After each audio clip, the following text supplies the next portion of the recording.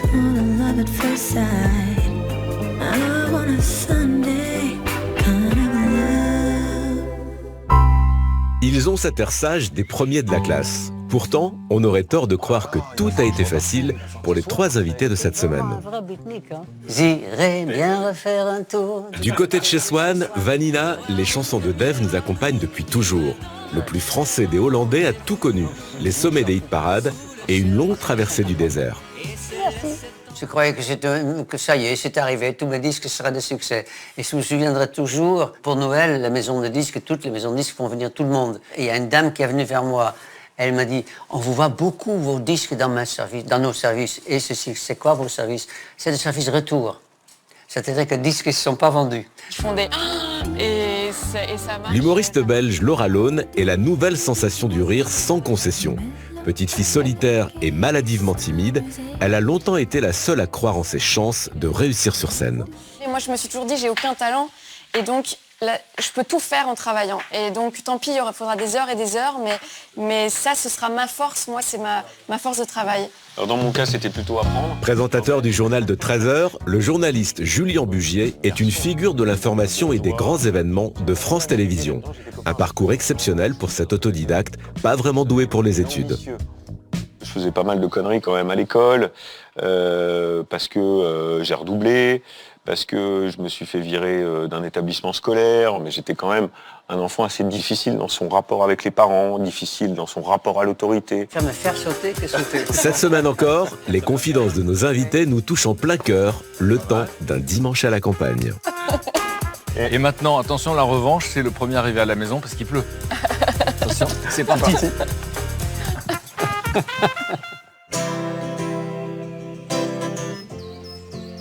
Mais à cet instant, nos trois invités ignorent tout de ce qui les attend.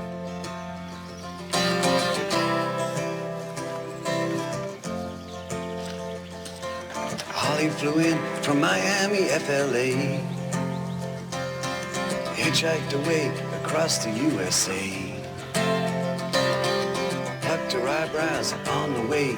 Shaved her legs and he was a she. She says, hey babe. Bonjour. Bonjour. Bonjour, enchantée. Comment tu t'appelles? Laura. Laura. Tu connais une chanson dans laquelle il y a le mot Laura? Oui, mais oui, c'est d'ailleurs grâce à cette chanson que j'ai ce prénom-là. Oh Laura, mon cœur est malade. Je pensais à la chanson de Johnny, moi. Ah Je bon, l'ai déjà je m'en entendu, vais je pense. parce que je suis très fâché. But she never lost her head, even when she was given head. She said, hey babe. Bonjour. Salut. Je Salut. cherche la maison de Frédéric Lopez. Je suis arrivée dans un moment parfait d'embarras total, mais c'est génial. Pourquoi d'embarras total? Parce qu'elle me dit qu'elle s'appelle Laura, qu'il y a une chanson où il y a Laura, elle a dit oui, mais elle ne parlait pas de ma chanson, oh Laura, mon cœur Elle est malade. trop jeune, peut-être. Elle parle à... Non, mais il y a Bonjour. pas de- Attends, Enchantée. Ça va? Oui. on peut y aller? Allez, Je pense on y qu'on va. peut y aller, ce sera mieux. Je me mets où? À mon âge, il fallait Ok, être alors derrière. derrière. Merci.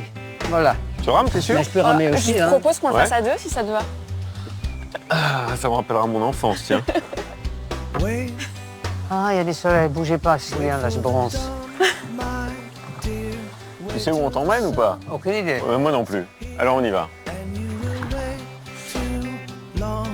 Oh Laura, mon cœur est malade, voilà, je peux me guérir. C'est ça la chanson, hein? Et oui, et si mes Tiens, on parents a avaient vendu été plus quand fans même de 600 toi 000. et moins fans de Johnny, j'aurais peut-être ce prénom grâce à toi. C'est mignon aussi, hein? Julien fait rien, hein, t'as remarqué? Non, non, je me laisse un peu porter. Il est macho à mort. Bon, je pense qu'on est arrivé. On se débrouille pas mal, je trouve. Hop. Bonjour les à tous panneaux. les trois, suivez les C'est panneaux. marqué. Je vous attends à la maison. Et ben on y va. Allez, Suivez on les dit à panneaux. vous.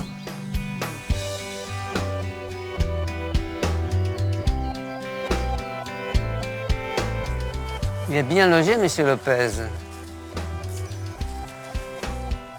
Bonjour. Oh, le propriétaire. Bienvenue. Trop content. Enchantée. Content de vous rencontrer. Merci de nous Bienvenue. accueillir. Très content. Moi aussi. Très content de vous voir. J'ai déjà dit autres conneries. On a dit pas mal de conneries, ça y est, on On s'est déjà tout raconté quasiment. C'est vrai Mais on a encore plein de choses à se dire. Vous êtes déjà raconté votre vie dans la barque, dans la traversée? Je t'expliquerai. C'est magnifique. C'est Hein. très sympa. Venez vous installer, tout ça c'est pour vous. Il y a même un verre d'eau qui est déjà Le servi. petit déj est déjà prêt. Comment ça va, toi? Oh, oui. Allez, installez-vous où vous voulez. C'est quoi le nom? Piccolina, Piccolina. C'est une bonne fille. Coucou. On se met comment? comme vous voulez. Allez. Bon, en tout cas, moi je suis très très content de vous voir. Dave, tous les Français ont dansé sur vos chansons. Vous avez vendu plus de 15 millions de disques. C'est vrai que votre parcours est incroyable. Vous avez connu à la fois la Manche dans la rue, les sommets des hit parades, une grande période que vous appelez de gala galère, En ramant. traversée avec du le bateau. désert, un retour en grâce assez spectaculaire où là, on a découvert votre sens de l'autodérision. Et vrai. puis c'est vrai que votre histoire elle est folle parce que je repense à ce jeune Hollandais qui s'appelait, Wouter Otto Levenbach. voilà, qui est devenu Dave. Vous nous raconterez ce parcours assez incroyable. Puis le plaisir que vous prenez aujourd'hui à chanter sur scène, parce que j'ai l'impression que vous n'en revenez pas vous-même d'être sur scène aujourd'hui. Le meilleur moment de ma vie, c'est les concerts, de préférence devant des salles pleines, et le moment où je me glisse dans le lit à côté de mon bien-aimé. Ce sont les meilleurs moments de ma vie. Merci d'être là, je suis très content. Bon sincèrement. appétit, à bientôt. Merci, non, restez. Laura, moi je suis très content de vous recevoir. Moi aussi, je suis très contente d'être là. C'est la première fois qu'on se rencontre. Oui. Sur scène, on vous appelle l'ange blond de l'humour noir. C'est vrai que vous êtes la reine de l'humour cash, pour pas dire trash. Vous avez gagné l'incroyable talent en 2017. Puis vous avez joué un spectacle, il y a eu 250 000 personnes qui sont venues vous voir. Qui s'appelait Le Diable est une gentille petite fille. Voilà. Vous savez qui vous avez en face de vous. Très bien, Vous on va allez se adorer. méfier. Vous allez adorer. Et c'est vrai que c'est assez fascinant d'imaginer que vous êtes sur scène alors que vous étiez une enfant maladivement timide. Il y a effectivement un vrai contraste. Qu'on va essayer de comprendre tout à l'heure. Julien Bugier, Bonjour Frédéric Lopez. très content de vous recevoir. Vous êtes, tout de suite, il a le temps, journal de 13h Voilà. sur France 2, mais aussi les soirées continues et aussi les soirées spéciales. Enfin, les événements spéciaux. Les événements spéciaux. Je pense à l'enterrement de la reine d'Angleterre, au couronnement de son fils. Les Jeux Olympiques. Le 14 qu'on a juillet, vécu les avec, Jeux Olympiques. Très bientôt, Notre-Dame de Paris. Ouais. C'est vrai qu'aujourd'hui, vous avez une image de garçon, comment dire ça? Comment Attention vous au direz mot que vous allez choisir, mon cher Frédéric. Moi, je dirais élégant, ça vous va? Ouais, c'est sympa. Élégant, poli, très professionnel. Et donc, la question qu'on se pose, c'est qui est derrière? Et oui. Est-ce Il est vraiment comme ça? propre. C'est un peu la même Est-ce qu'il est question. propre sur lui? Voilà. J'aime bien cette Je suis expression. très embêté parce que c'est vrai que d'habitude, je préfère poser les questions plutôt qu'y répondre. Mais je trouve que l'environnement s'y prête. Bon, je suis ravi que vous vous sentiez bien. Et on va faire à manger ensemble. Je crois que vous aimez bien l'Italie, alors j'ai envie de faire une parmigiana. Ah, c'est bien ça. Oui, simple, basique. Ouais. Moi, j'ai prévu le dessert. Moi, mon immense problème, c'est que j'ai eu une chute et que je n'ai ni goût ni odorat. Et ça, c'est extrêmement difficile pour quelqu'un qui se considère épicurien. Ne rien goûter, ne rien sentir, c'est un vrai handicap. Encore qu'à Paris, il y a plein d'endroits, il faut mieux pas avoir d'odorat. Bon, merci beaucoup d'être là, sincèrement. Vous allez poser vos affaires dans vos chambres. Et, On a des chambres? Vous avez chacun votre chambre. Chacun? Chacun. Ah, c'est triste. Chacun votre chambre avec peut-être un petit cadeau, un petit présent. J'espère Ah. que ça vous fera plaisir. Et puis on va se retrouver dans la grange. Ok. Allez, on y va. Merci. Won't you let me walk you home from school? Oh, super mignon. Won't you let me meet you at the pool? Oh, un petit mot. Maybe Friday I can. Une édition ancienne de ce livre qui vous a donné, il me semble, le goût de voyage. Ce vinyle collector de cet artiste qui vous accompagne depuis toujours, Fred. Pour tester de nouvelles recettes en famille, Fred. Ah, génial. Ah non, je m'attendais pas à ça du tout. Oh, crime et châtiment. Ah, autolangui, canon. Fred, j'adore.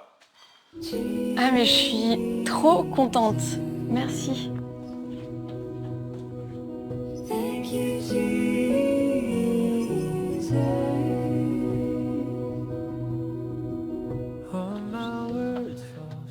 C'est très beau. Je dirais même c'est érotique. Ah, c'est génial. Il y en a pour tous les goûts. Regarde, c'est Kurt Cobain. NTM, Dave. C'est magnifique comme endroit. Ça vous plaît? Très belle, très belle. Allez, je vous laisse vous Quel installer. endroit. Moi, je joue au Scrabble depuis 65 ans. hein. Ah ouais? Voilà. On peut pêcher ici? Ah, ici, on peut passer Génial. par l'arrière. Et puis, je vous posais la première question, Dave. Je vais vous proposer de regarder une photo de vous quand vous étiez enfant. Ouais. Très sérieux. Quand vous regardez la photo de cet enfant, si vous imaginez que par magie, on pouvait revenir en arrière et lui souffler quelque chose à l'oreille, vous qui connaissez la suite de son histoire, ce serait quoi que vous lui diriez? Essaye de dire moins de conneries. Parce que j'en ai tellement dit. Vraiment. Vous diriez ça? Oui, parce que ma causticité, j'ai disons un souvenir assez précis. J'ai fait le lycée classique, donc 20 heures de latin et grec, beaucoup de langues modernes, etc. Très utile pour chanter Vanina. Et on était 700 et quelques élèves. Il y a aussi, je ne sais pas si ça fait en France, un genre de gouvernement des élèves. Donc il y a des élections. Et je me suis proposé, et étant donné que je croyais que j'étais populaire, j'ai eu genre 29 voix sur 700 élèves. Et j'ai compris que je n'étais pas populaire. Et quand j'étais venu en France en 74 chanteur populaire, j'étais quand même très surpris. Revanche, revanche. Et alors, du coup, vous étiez un enfant quoi, un peu turbulent à l'école au début. J'étais un petit bagarreur, je suis un peu caïd, un peu beaucoup, et ça, c'est pas tellement changé, un peu caustique. Donc, c'est pas normal. Déjà petit? Ouais. Mais je pense que c'était quelque part une défense aussi, d'être toujours légèrement, pour ne pas dire agressif, caustique, quoi. Vous avez grandi où exactement en Hollande? Je suis né à Amsterdam et à cause de mon frère aîné, Martin, on a déménagé dans un village à 30 km d'Amsterdam parce qu'il avait de l'asthme. Donc il fallait aller vers un peu plus de forêt, etc. Pas trop loin de la ville parce que mon père était prof, donc il n'y avait pas beaucoup de sous. Mais il était une famille fortunée dont beaucoup sont morts de la guerre parce que mon père était d'origine juive, tout en étant protestant d'ailleurs. Et il y avait pas mal d'argent qui est arrivé, ce qui lui a permis de faire construire une très belle maison dans cette village, où c'est vraiment un village de riches. Hein. Et vous y allez encore dans cet endroit? Pas spécialement, mais j'aime bien aller de temps en temps aux Pays-Bas, Ouais. ne serait-ce que pour parler un peu hollandais quand même, parce que même elle, qui est belge, ne veut pas me parler hollandais. En flamand. Je comprends un peu, mais j'ai tellement perdu le néerlandais. J'avais des cours à l'école, mais... Allez, dis-moi une petite phrase. Je t'aime. Ik hou van je. Ah, bravo. Ik hou van jou. Traduction, c'est plus je tiens à toi que je t'aime. C'est très beau. Ouais. Moi, j'aime beaucoup ce mot. Quel genre d'enfance vous aviez, vous, dans cette famille? Quelle était l'ambiance à la maison?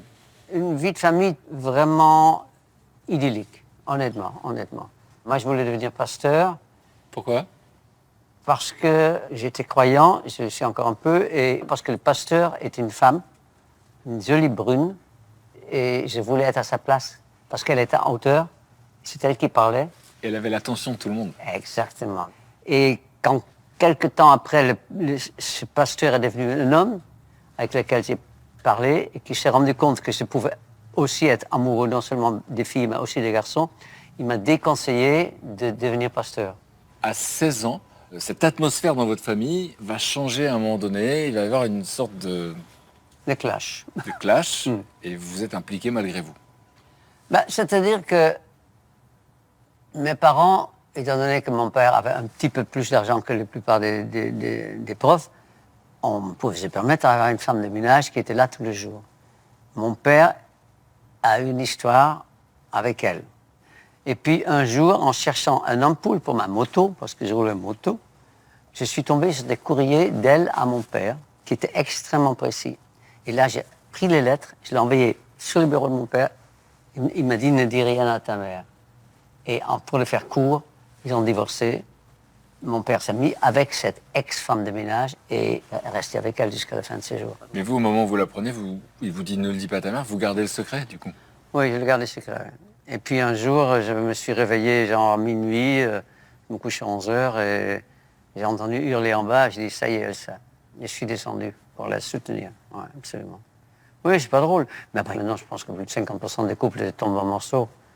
Moi, ça fait 53 ans. Merci. On va parler du C'est secret ça, des 50 ans. c'est ça qui a aussi forgé votre fidélité, sans doute. J'ai pas dit que j'étais fidèle. Ah merde. Non, je suis loyal. Je n'ai jamais dit à quelqu'un d'autre que je l'aime. On verra le secret de votre histoire. Et la musique, elle vient dans votre vie à quel moment? En fait, très vite, on s'est rendu compte que je chantais. Et donc, on me commençait à me demander de chanter des solos pour les fêtes importants. Et puis après, j'ai commencé à à avoir ma première guitare. Et j'ai dit à mes parents, c'est ça que je veux faire dans la vie. Mais à 19 ans, vous sortez un disque. Oui, mais parce qu'on s'est rendu compte que j'avais une voix qu'on aime ou qu'on n'aime pas, mais on ne peut pas dire qu'on ne l'a pas entendue, parce qu'elle est costaud. Hein. Mais c'est vrai que j'ai fait mon premier disque, j'étais peut-être encore au lycée ou peut-être dans la première année du fac. Et je faisais un petit peu de scène le week-end, enfin des scènes, vous voyez, des petits galas comme on disait à l'époque. Et moi je m'appelais David, on avait appelé les musiciens des millionnaires, ils étaient 4. Et le disque n'a absolument pas marché. Moi je n'étais pas déçu parce que... C'était ma question. Pas de déception parce que quoi? Parce que pas d'espoir? Aucun. Mais non. Je voulais pas devenir artiste, je voulais juste partir. J'étais vraiment un vrai beatnik. Hein. Ça veut dire quoi, beatnik, du coup? À l'époque, disons, les gens qui voulaient plus trop de la société dans laquelle ils vivaient, il y avait une solution, c'est de partir voyager. Je me suis fait engager comme guide sur le bateau-mouche pour avoir de l'argent pour acheter un bus Volkswagen. Parce que j'avais la chance de pouvoir parler plusieurs langues, assez bien pour guider, montrer la ville d'Amsterdam. Il y a un jour un guide qui est arrivé qui était vraiment très joli garçon. J'étais éperdument amoureux de lui, mais qui n'aimait pas les garçons. Et c'est lui qui avait déjà chanté en France. Et c'est lui qui m'a dit, en France, ça marche très bien la Manche. Vous êtes parti comment? Péniche? Un bateau de pêche. Un bateau de pêche. Un bateau de pêche. Et sur les canaux? On est parti en automne et le bateau de pêche est un bateau de pêche de 20 mètres, mais à fond plat. Ça permet de partir par les voies fluviales. Oui. Et au départ, dans votre esprit, vous partez pour combien de temps quand vous partez? Pas de limite dans le temps. On avait 20 ans. Donc, on pense On pas verra après. bien. Il y a une insouciance, en fait. Total. Oui, total, que j'ai encore. Hein. Ça, c'était le projet. Et on verra plus tard qu'est-ce qui s'est passé vraiment. Parce que votre destin, on va dire, il a basculé sur le chemin, sur le trajet. Il n'y avait pas de plan, il n'y avait pas de stratégie. Maintenant, mon avenir est très clair. Normalement, je vais mourir bientôt. Laura, je vous montre cette photo de vous quand vous étiez enfant. Oh. Trop mimi, cette petite fille. Et je veux savoir si on pouvait revenir en arrière, si vous pouviez lui souffler quelque chose à l'oreille, vous qui connaissez la suite de son histoire. Vous lui diriez quoi? Je lui dirais de s'en foutre un petit peu plus du regard des gens et d'essayer un petit peu moins de se conformer. Parce que mon enfance, ça a été me sentir à part. Je sentais qu'en tout cas, je répondais pas toujours à ce qu'on attendait de moi ou à ce qu'on attendait d'une petite fille de cet âge-là. Et donc, j'ai passé mon temps à essayer de cacher ça. Alors, pour qu'on comprenne ce que vous voulez dire et pourquoi c'est émouvant pour vous, où est-ce que vous grandissez? Vos parents font quoi? Mon père est médecin, ma mère est pharmacienne. Dans ma famille, il y a beaucoup de gens dans le milieu médical. Et je grandis en Belgique, pas très loin de Mons. Et c'est plutôt une chouette enfance, mis à part ce que moi je ressentais de pas correspondre aux normes. J'ai vraiment eu une famille qui m'entourait, écoutait, comprise, et j'ai eu beaucoup de chance. Et alors, votre sœur est plutôt extravertie, du coup, vous, par contraste, vous retrouvez comment, justement? Bah oui, ma sœur, c'est celle qui va faire une blague, qui va mettre tout le monde à l'aise. Alors que moi, j'étais très discrète, c'est toujours dans mon coin, dans ma bulle, dans mon monde. Et ça, je l'admirais beaucoup chez elle et je m'en inspirais. Je me disais, c'est comme ça qu'il faut être, en fait. Il faudrait que j'arrive à avoir cette fluidité, cette facilité. Donc, inspiration et une forme d'imitation. C'est là où vous commencez à faire semblant, c'est ça? Oui, très vite, je commence à faire semblant parce que je sens vraiment toute petite que ce que j'ai tendance à faire naturellement ne plaît pas trop aux autres. C'est-à-dire que quand on était en famille, j'ai des cousines, tout le monde jouait ensemble et moi j'allais dans ma chambre jouer toute seule. J'avais un univers interne très très riche et je voyais pas pourquoi aller vers les autres, pourquoi me mêler aux gens. J'étais dans mon monde, mais pour moi c'était chouette. Et donc mes parents venaient me voir, alors qu'est-ce qu'il y a? Et je voyais dans leur regard que c'était un peu inquiétant en fait. Et c'était tout le temps. Donc assez vite, je me suis dit ok, je vais essayer de faire comme les autres, il faut que je regarde ce que les autres font, il faut que je me mêle au groupe, il faut que j'essaie de faire des blagues, d'avoir l'air à l'aise et d'avoir plein d'amis, d'essayer d'être populaire. Je me suis dit c'est ça la bonne conduite, la bonne façon de faire. Et vous avez réussi à les éviter, les moqueries, ou est-ce qu'il y en a eu? Il y en a eu, mais je trouve que je m'en suis pas trop mal sortie. Vous avez réussi à passer à travers les gouttes? Oui, je savais, c'est comme tu disais que j'étais pas populaire Et je me suis aussi présentée sur une élection de délégué de classe où personne n'a voté pour moi. Ah oui. Et comment on le vit? Moi, je le vivais mal, mais par contre, il y a un côté revanche qui grandissait en moi. Donc je le vivais mal, mais je me disais, la bataille est finie, mais pas la guerre. C'est vrai? Ah ouais, je l'ai toujours eu en moi. Et alors, la découverte du théâtre, c'est 8-9 ans? Oui. Il y a une démonstration à l'école d'une activité théâtre.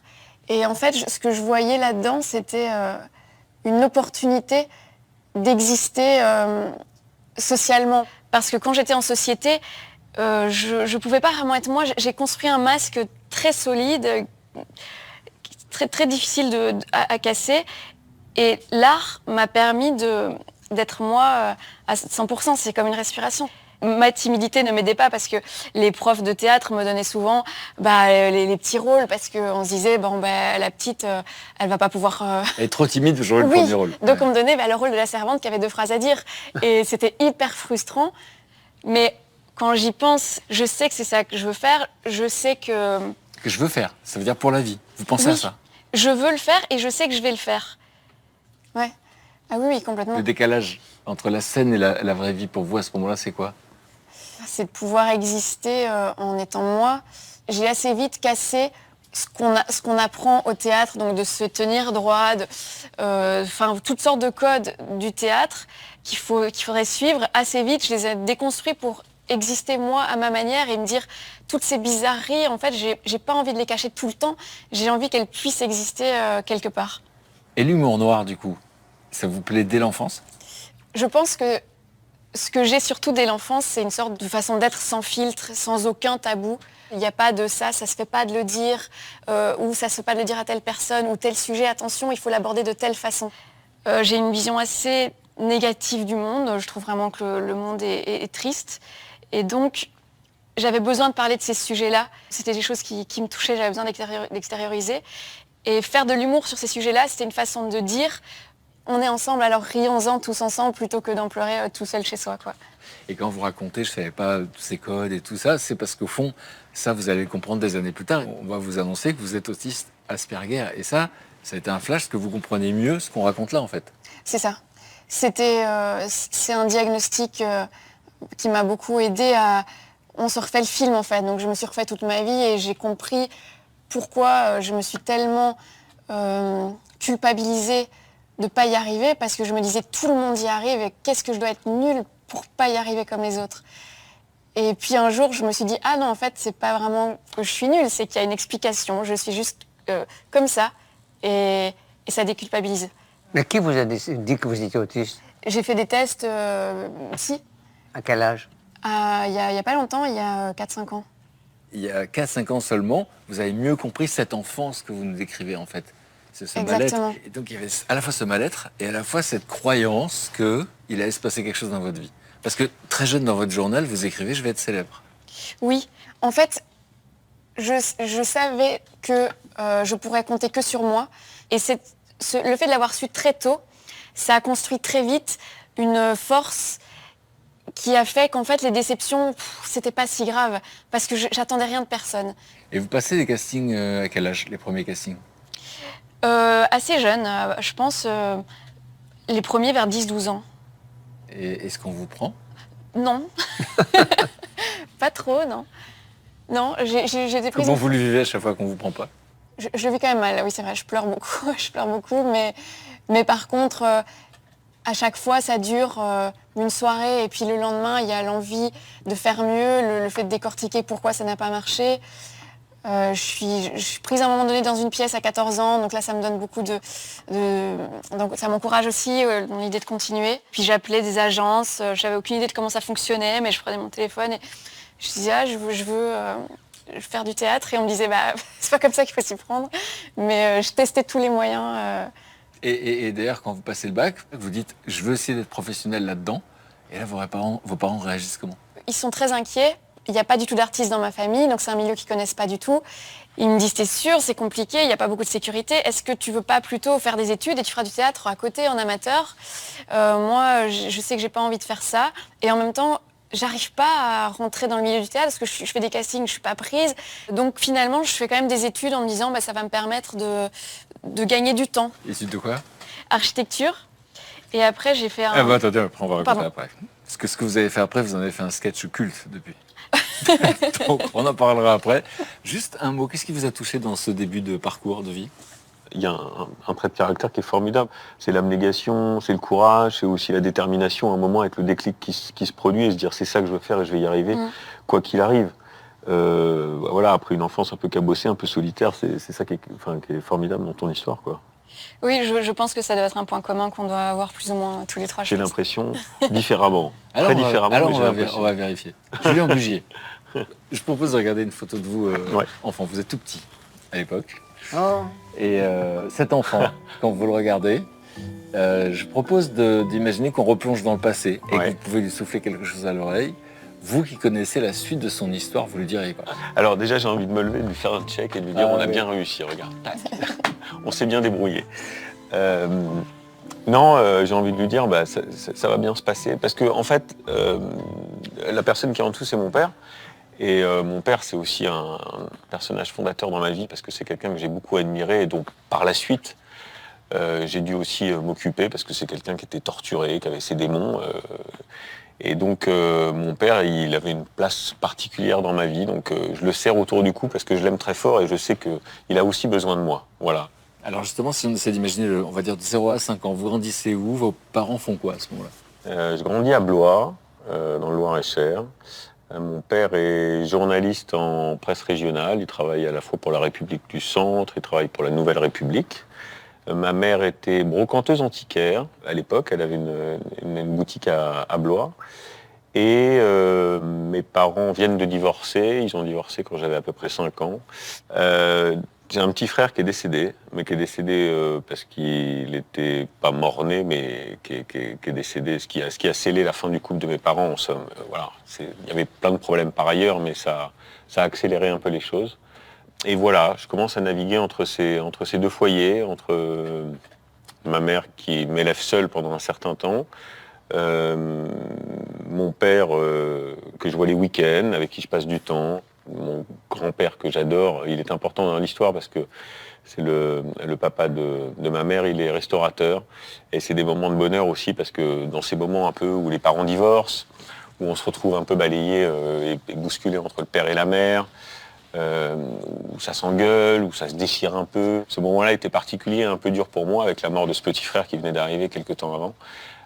Et mon grand-père et ma grand-mère s'occupaient pas mal de moi, donc ils venaient me chercher à l'école et j'allais manger dans les cuisines. Donc c'était un très bon restaurant, c'était une institution à Blois. C'est pour ça que j'ai gardé un bon coup de fourchette et l'amour de la bonne bouffe. Et vous en parlez avec beaucoup de pudeur, donc je vous laisse garder ça, mais pour qu'on comprenne votre relation avec votre papa, parce que vous avez dit au fond, il y avait de l'inspiration, de l'admiration, et au fond, j'étais aussi quelqu'un qui s'occupait de lui. On a l'impression que vous disiez même sur la photo. Oui, parce que c'était quelqu'un qui avait une certaine flamboyance, qui était très talentueux. Quand il était en société, il prenait l'espace, voilà, par ses mots, par sa prestance, voilà, il avait quelque chose. Donc c'est ça qui me fascinait chez lui. Voilà, quand on a un père qui comme ça, on se dit putain, je vais ressembler à mon père, je vais être comme lui, je vais être ce personnage, avec ce métier aussi. Et en même temps, c'était quelqu'un qui avait ses moments de faiblesse, de trouble, qui était sujet parfois à la dépression de façon assez importante.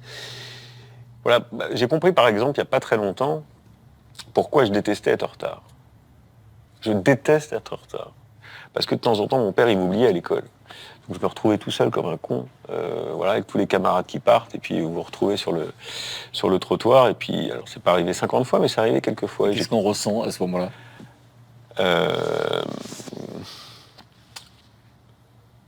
On doute, forcément. Non pas de l'amour, parce qu'il y en avait énormément quand même, malgré tout. Mais on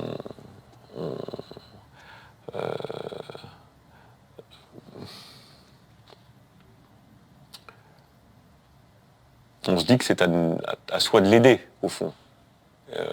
Et que ça n'est pas normal que ça soit le jeune gamin qui fasse le boulot d'accompagnement du père, et qu'on soit dans une espèce de rôle inversé, mais ce que, au fond, j'ai accepté de faire. Et au milieu de tout ça, beaucoup de bonheur, encore une fois, parce que j'ai fait mes premiers grands voyages avec lui. On partait en Afrique, au Sénégal. Il avait un copain qui avait un hôtel au Sénégal, donc on partait à l'aventure. Voilà, il n'avait pas beaucoup d'argent, mais on arrivait toujours à se démerder. Donc il y avait les deux. Voilà. Et donc cette photo, c'est aussi ça qu'elle raconte. C'est cette double relation. C'est pour ça qu'en voyant cette photo, je suis assez ému, parce que ça me refait penser à toute cette histoire. Et l'accompagner. Voilà. Et financièrement aussi. Parfois, il avait des problèmes d'argent. Ça, c'est plus tard. Et quel genre d'enfant vous êtes? Un peu turbulent, non? Là, à 5 ans, ça va encore. Après, je suis un peu turbulent, ouais. Un peu comme toi. Caustique? Ouais, caustique. J'aime bien faire le malin, j'aime bien faire le mariole, j'ai envie d'être populaire. Mais je crois que c'est un truc qui, au fond, raconte quand même un manque de confiance en soi. Ouais. Et des fêlures. Ouais. Quand on a besoin d'être populaire, c'est qu'on a besoin de la reconnaissance des autres. D'être validé, d'être C'est d'ailleurs rassuré. quelque chose que j'ai gardé pendant longtemps. Voilà, j'aime pas quand on m'aime pas. Et donc, assez rapidement, parce qu'à l'admiration de ce papa, vous dites « j'ai envie d'être journaliste ». Ouais. Aussi loin que je puisse me souvenir, quand je suis avec mon père, qui est un peu fantasque, on va dire, et qui m'emmenait avec lui dans ses reportages. Donc on partait avec les pompiers, on partait avec les flics, on partait voir le commissaire et qui sortait un coup à boire du fond de son tiroir. C'était les années 80, c'était une autre époque. Et donc, j'avais toujours des trucs à raconter fantastiques le lundi matin quand je revenais à l'école. Donc oui, j'ai toujours voulu faire comme papa. C'est un peu... Il y a beaucoup d'enfants qui... Mais voilà. Bien sûr, bien sûr. Et du coup, quand ce gamin que vous êtes se dit « je veux être journaliste », ça devient de plus en plus sérieux, c'est-à-dire vous commencez à vous dire « comment je vais faire ?» Oui, ça c'est la question que se posait ma mère. Comment tu vas faire? Elle était inquiète? Oui, elle était inquiète parce que je faisais pas mal de conneries quand même à l'école, parce que j'ai redoublé, parce que je me suis fait virer d'un établissement scolaire. J'étais pas non plus un cas social, hein, mais j'étais quand même un enfant assez difficile dans son rapport avec les parents, difficile dans son rapport à l'autorité, un besoin de s'affirmer qui parfois peut être difficile à vivre pour les parents, et notamment pour ma mère, qui était vraiment celle qui m'a accompagné, qui m'a aidé, et qui me mettait des limites et des barrières aussi, surtout. À ce moment-là, on pense que pour être journaliste, il faut être super bon en cours, il faut faire de longues études. C'est ça qu'on pense à ce moment-là. C'est ça qu'on pense, mais être journaliste, c'est aussi avoir la curiosité des autres. Déjà à 13-14 ans, je traînais avec différents groupes, les groupes de petites frappes, les groupes d'intello, les groupes de bourgeois. Voilà, j'arrivais à naviguer là-dedans, j'étais copain à peu près avec tout le monde. Donc j'avais déjà ce truc. Et quand votre mère se dit « mais ok, journaliste, c'est bien, mais comment tu vas faire ?» vous répondiez quoi? Je répondais « t'inquiète maman, je vais y arriver ». Dans les années... Vous aviez une forme d'insouciance? Ah oui, total. Oui, total. Parce que je me suis toujours dit je vais m'en sortir, alors que c'est vrai que je prenais pas le chemin idéal pour faire les études, pour faire les écoles de journalisme qui auraient nécessité cette réflexion pour réussir à arriver à mon objectif. Ouais. Le bac, ça se passe comment? Bon, ça se passe en 2 fois, et c'est le seul examen que j'ai réussi. La deuxième fois, je l'ai, pas haut la main, mais je passe le bac. Et puis, je m'inscris pour faire comme les copains en fac d'économie et sociale. Trouver le lien avec le journalisme, je cherche encore. Non, il n'y a aucun lien. Je fais ça parce que je ne sais pas quoi faire, parce que je n'anticipe pas mon orientation, etc., etc. Au bout de 4 mois, j'arrête les cours de sciences éco. Et votre mère dit quoi, du coup? Ma mère me dit, hors de question que tu ne fasses rien. Et donc, je deviens barman. Dans le meilleur des bars de Blois. Je vis ma meilleure vie. Mais dans votre tête à vous, c'est provisoire? C'est provisoire, mais je profite. J'ai 17 ans et demi ou 18 ans, je me dis c'est formidable, etc. Et puis au bout de 4 mois, ma mère me dit écoute mon petit bonhomme, ça suffit. Donc j'ai décidé, tu vas partir à Londres. Donc je lui dis ah formidable, Londres, j'adore. Et donc elle m'achète un billet, elle avait peu de moyens, mais elle me donne, je sais pas, 500 francs à l'époque. Et donc je pars à Londres avec, pour simple point de chute, une tante de la famille que je connaissais très mal, chez qui je peux faire du babysitting pendant 15 jours. On va s'arrêter là. On regarde un petit suspense, j'aime bien ça. En fait, je trouve qu'on a beaucoup de différences. Et je pense que tu serais exactement le genre de personne qui, quand j'étais plus petite, à qui j'aurais voulu ressembler et que j'aurais admiré, le genre de personne hyper à l'aise avec tout le monde. Et malgré tout, quand tu parles de fêlure, voilà, tout ça, ça me touche et ça me parle aussi, ça fait écho à plein de choses en moi. Et donc, ouais, je suis juste curieuse de connaître effectivement comment tu arrives après à tracer ta route vers ce que comment t'en arrives là aujourd'hui, quoi. J'adore ce genre de suspense. Et on verra la suite tout à l'heure. Merci beaucoup à tous les trois, en tout cas. Ça permet d'y voir un peu plus clair sur qui vous étiez. Je propose qu'on aille prendre l'air. Et puis, je crois que, Julien, vous adorez les jeux de société. Oui. Et vous avez amené notamment un jeu avec lequel vous avez joué avec vos enfants. Vous m'avez dit, on s'est bien marré tout l'été. Ouais. Alors, on va voir si on va bien se marrer. On y va? Allez. Merci beaucoup.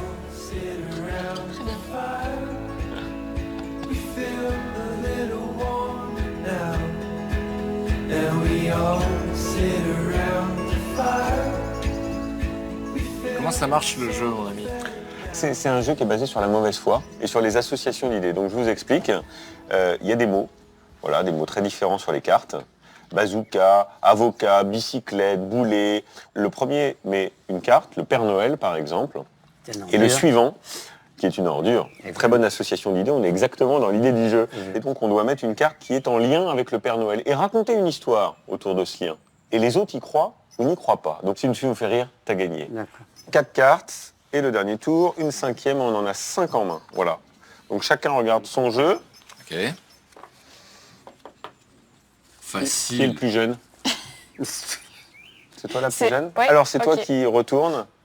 Et c'est Fred qui va commencer, on va tourner dans ce sens-là. Alors, waouh, Vicieux. Avec Vicieux. Ah bah ça commence bien. Alors, avec vicieux, je vais mettre le gaz.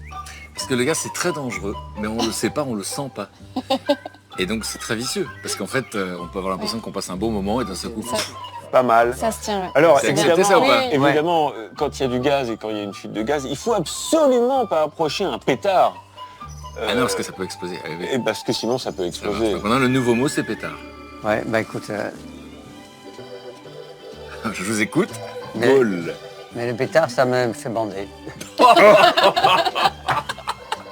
Alors désormais, Le mot, c'est Gaulle. Ok. Voilà, je vais dire mamie. Parce que ma grand-mère, et ça c'est vraiment un truc vrai pour le coup, ma grand-mère était fan du général de Gaulle. hop, hop, hop, hop. Non, ça marche. Ah, si, ça marche, bien sûr, ça marche. Bien sûr, ça Bien s'écrit sûr, comme ça ça. marche. Bon. Alors, avec mamie... Mais c'était vrai ou pas? Absolument pas, non. Ah, très crédible. Alors moi, j'ai bien connu sa mamie. Elle avait un souci, elle avait un problème aux jambes. Hein, mamie et jambes, ça va très très bien. Alors. Avec jambes. Patate. Parce que quand t'as des jambes, t'as une patate d'enfer. T'as Non. une patate. Oh, non. Non. Non, on n'y croit pas? Non. Non. Moi, je connais des gens qui n'ont pas de jambes, qui ont une super patate. Ça marche pas. Ça ne marche pas. Bon, alors je reprends ma carte et en plus, je pioche Très bien. une carte de pénalité. Et donc maintenant, je mets une carte qui a à voir toujours avec le mot Avec jambe. jambe, le mot jambe. Absolument. Voilà, le mot main, parce que je Et pense, pourquoi parce que j'adore caresser des jambes avec ma main. Ça se tient, non? Ça marche. Hein, chérie? Pourquoi c'est toujours de l'histoire sordide? C'est pas sordide, c'est érotique. Mais c'est la jambe, ça va. Alors, main. La main. Là, j'ai vraiment une bonne carte. Je vais dire grenade parce que pour lancer une grenade, souvent on utilise sa main. Moi, c'est marrant parce que j'hésite toujours à lancer une grenade ou à utiliser mon bazooka. Ah, mais ça se tient. Et ça fait Oui. partie de mon... C'est déjà. Alors, moi, je trouve que Leonardo DiCaprio, il est pas canon comme mec dans la vie. C'est vraiment un... Enfin, je veux dire, il est gaulé comme un bazooka. Gaulé comme un bazooka. Vous aviez déjà entendu cette Gaulé. expression? Ouais. Gaulé comme un bazooka, moi, j'accepte pas. Comment ça fait Vous deux non plus? comprends? Bon. Désolé. Mais je le laisse quand même parce que j'aime bien et je veux voir sur quoi vous DiCaprio. allez rebondir. Donc, je prends une carte de pénalité DiCaprio. et je vous la laisse. Albinos. Ah, on attend de savoir. Le rapport entre Leonardo DiCaprio et Albinos. Parce que le frère de DiCaprio, qui a eu dans beaucoup d'articles dans People, était dans le Frère de DiCaprio. J'aime Vous bien. avez ri? J'aime bien, C'est vrai. c'est validé. Moi, je valide. Vous avez ri. Ok, Je je valide, valide. je vote pour. Vous avez ri. Alors, je ne sais pas si vous connaissez, mais c'est qu'il y a un type d'avocat qui s'appelle l'avocat albinos et qui est un avocat très spécial parce qu'il est tout blanc. Ce sont les très gros, C'est- non? Mais oui, Oui. mais il connaît. On ment bien ensemble. Hein. Bravo. Alors, avec avocat, j'ai mangé un avocat. Qu'est-ce qui m'est arrivé? Oh là là. Une gastro. Mais alors, cet avocat, mais d'ailleurs, je peux plus en manger. Moi j'ai eu une gastro la semaine dernière. Je suis monté sur la balance. Et Oh, au bah, moment où je suis ça, monté ça sur tient. la balance, j'ai vu que j'avais perdu 2 kilos. Donc Balance, ça, donc vous mettez balance. Ça accepte. ça fonctionne. hein. D'accord. Ouais, ça fonctionne. Ouais. Et vous, alors, qu'est-ce que vous avez avec balance? Mais écoute, moi, c'est vrai qu'étant hollandais, j'ai beaucoup maigri en faisant du vélo. Donc c'est ma bicyclette. Alors avec bicyclette, moi j'ai galette parce que quand j'étais petite, ma grand-mère faisait des super bonnes galettes et moi elle me les donnait, j'avais une bicyclette avec un petit panier et j'allais les distribuer comme ça aux voisins en bicyclette, je faisais toute la rue, enfin Excellent. Tu vois très bien le petit panier, je le vois très bien, je le vois. Excellent. Et alors, cette galette, parce que moi j'ai eu la chance d'être voisin et donc j'ai eu la galette de sa grand-mère. Tout le monde faisait semblant de trouver ça bon. En vérité, c'était de la paille. Paille. Galette, paille. Tu faisais comme ça, oh, c'est de la paille, quoi. Donc Ouais, ça j'aime marche. bien. Moi j'achète. Et puis ça me fait passe de plaisir. loin. Ça me fait plaisir de vous laisser gagner, Frédéric. Je sais que vous laissez gagner vos enfants. Merci de me laisser gagner. Bravo. Eh bien, moi, j'aime bien ce jeu de mauvaise foi. Oui, c'est sympa. Hein. Enfin, on va préparer le dîner. Allez. Allez, c'est parti. Ça m'a donné faim, cette mauvaise foi. Ah oui. Je mangerais bien des aubergines. Ça tombe bien. Ça tombe bien. Parmigiana. Parmigiana. J'adore les aubergines. Well, you only need the light when it's burning low. Only miss the sun. Alors, pour faire à manger, donc, Dave, vous partez sur quoi? Une petite tarte? Une petite tarte qui est dans mon livre de cuisine à vendre chez tous les bons bouchers. C'est quoi votre livre de cuisine, alors? Ça s'appelle Cuisinez-moi. Et C'est vos recettes? c'est les recettes de tous mes voyages, quoi, les trucs que j'ai retenus. Parce que ma mère était ancienne danseuse, donc après, elle était prof de danse, donc souvent elle était absente. Mon père était au lycée, mais même le soir au lycée, le soir. Donc très souvent, on était donc 4 enfants, c'est moi qui faisais la cuisine. Et donc, c'est une tarte à quoi? C'est une tarte aux courgettes, en fait. C'est absolument délicieux, de préférence tiède. ou froide. Laissez-nous décider si c'est délicieux, non? Oui, pardon, excusez-moi. J'avais oublié que j'allais le faire. Si c'est dans ton livre de cuisine, c'est intérêt. En fait, il dit c'est délicieux, mais il a oublié qu'il allait faire et qu'on va vérifier que c'est délicieux. Oui. Julien, vous allez faire quoi? Parmigiana. Parmigiana. Simple, efficace. Je sais que vous aimez l'Italie, donc J'adore ça. sauce tomate, tranche d'aubergine frite, mozzarella et parmesan. Voilà, parmesan râpé. On fait d'un millefeuille et puis on termine évidemment avec le basilic. Super. Des plats italiens, hein, quelque part. C'est vrai. Ouais, Et en vous, tout cas, vous aimez méditerranéens. Moi, j'adore cuisiner. On a une passion pour la cuisine dans ma famille. On se retrouve en famille pendant les vacances. C'était le cas l'été dernier. On fait des battles. Faut pas faire comme si. On se donne tous des conseils. Tout le monde a un avis sur tout. Voilà, c'est insupportable, mais c'est réjouissant parce que c'est des bons moments de partage. c'est ce et qu'on des va bons faire, moments de un famille. Exactement. Petite battle, attention. Et vous? Et le dessert. Ce sera des fondants au chocolat. Mais c'est bien, on est complémentaires là. Magnifique. Voilà. Attention à la battle, mesdames et messieurs, top départ. Et on est parti. Allez, c'est parti. Et alors moi, je vous propose de continuer les récits de vos parcours. On va voir si vous arrivez à faire deux choses en même temps. Ah, c'est difficile. Pour les garçons, c'est vachement dur, paraît-il. Il paraît que ça. Ouais. Bon, on a raconté l'histoire de cette petite fille qui se sentait différente. Vous allez comprendre des années plus tard qu'il s'agit d'un spectre autistique, mais vous ne le savez pas à l'époque. Mais en même temps, le théâtre va rentrer dans votre vie vers 9 ans. Là, vous dites, waouh, c'est chouette, parce que là, quand on fait du théâtre, on peut assumer ses bizarreries. Vous vous sentez à l'aise, vous vous sentez chez vous, vous sentez à votre place, et vous dites, c'est ça que je veux faire. Et puis, vous dites que pour faire plaisir, vous faites des études d'architecte. Pas mal d'années, Tout à combien fait. d'années? 5 ans, l'architecture. Donc vous êtes diplômé d'architecture? Je suis diplômée, mais j'ai pas été chercher mon diplôme au secrétariat. Pourquoi? Parce que après, je suis passée à autre chose, même si c'était passionnant, l'architecture. Mais je savais que je voulais pas faire ça. Et alors, du coup, vous vous arrêtez, et là, vous allez tenter votre chance, c'est-à-dire que vous allez commencer à passer plein de castings. Oui, j'en passais déjà pas mal, j'ai continué à en passer. Et vous prenez des cours en parallèle. Oui, je continuais les cours de théâtre. J'étais dans une compagnie aussi, je faisais la mise en scène, j'avais écrit des pièces, j'écrivais plein de choses. Vous avez dit un genre, même les profs ne croyaient pas en moi. C'est vrai que mon prof de théâtre m'avait dit, tu sais, c'est un métier qui est compliqué, des filles jolies, il y en a 1 million en fait. Et je voyais pas trop le rapport en fait, mais il m'a... Je pense qu'il n'y croyait pas. Mais je me suis dit, bon, une personne de plus qui n'y croit pas, bon. Mais pour de vrai, vous l'avez pris comme ça? Comme vous le dites là? Oui. J'ai toujours fait toute seule en fait, donc je trouverais une façon d'y arriver à ma façon. C'est-à-dire quand vous vivez une mésaventure, vous voyez toujours plus loin. Moi je me suis toujours dit, j'ai aucun talent, et donc là, je peux tout faire en travaillant. Et donc tant pis, il faudra des heures et des heures, mais ça, ce sera ma force, moi c'est ma force de travail. Et puis vous allez avoir un déclic. Un déclic, c'est l'écriture.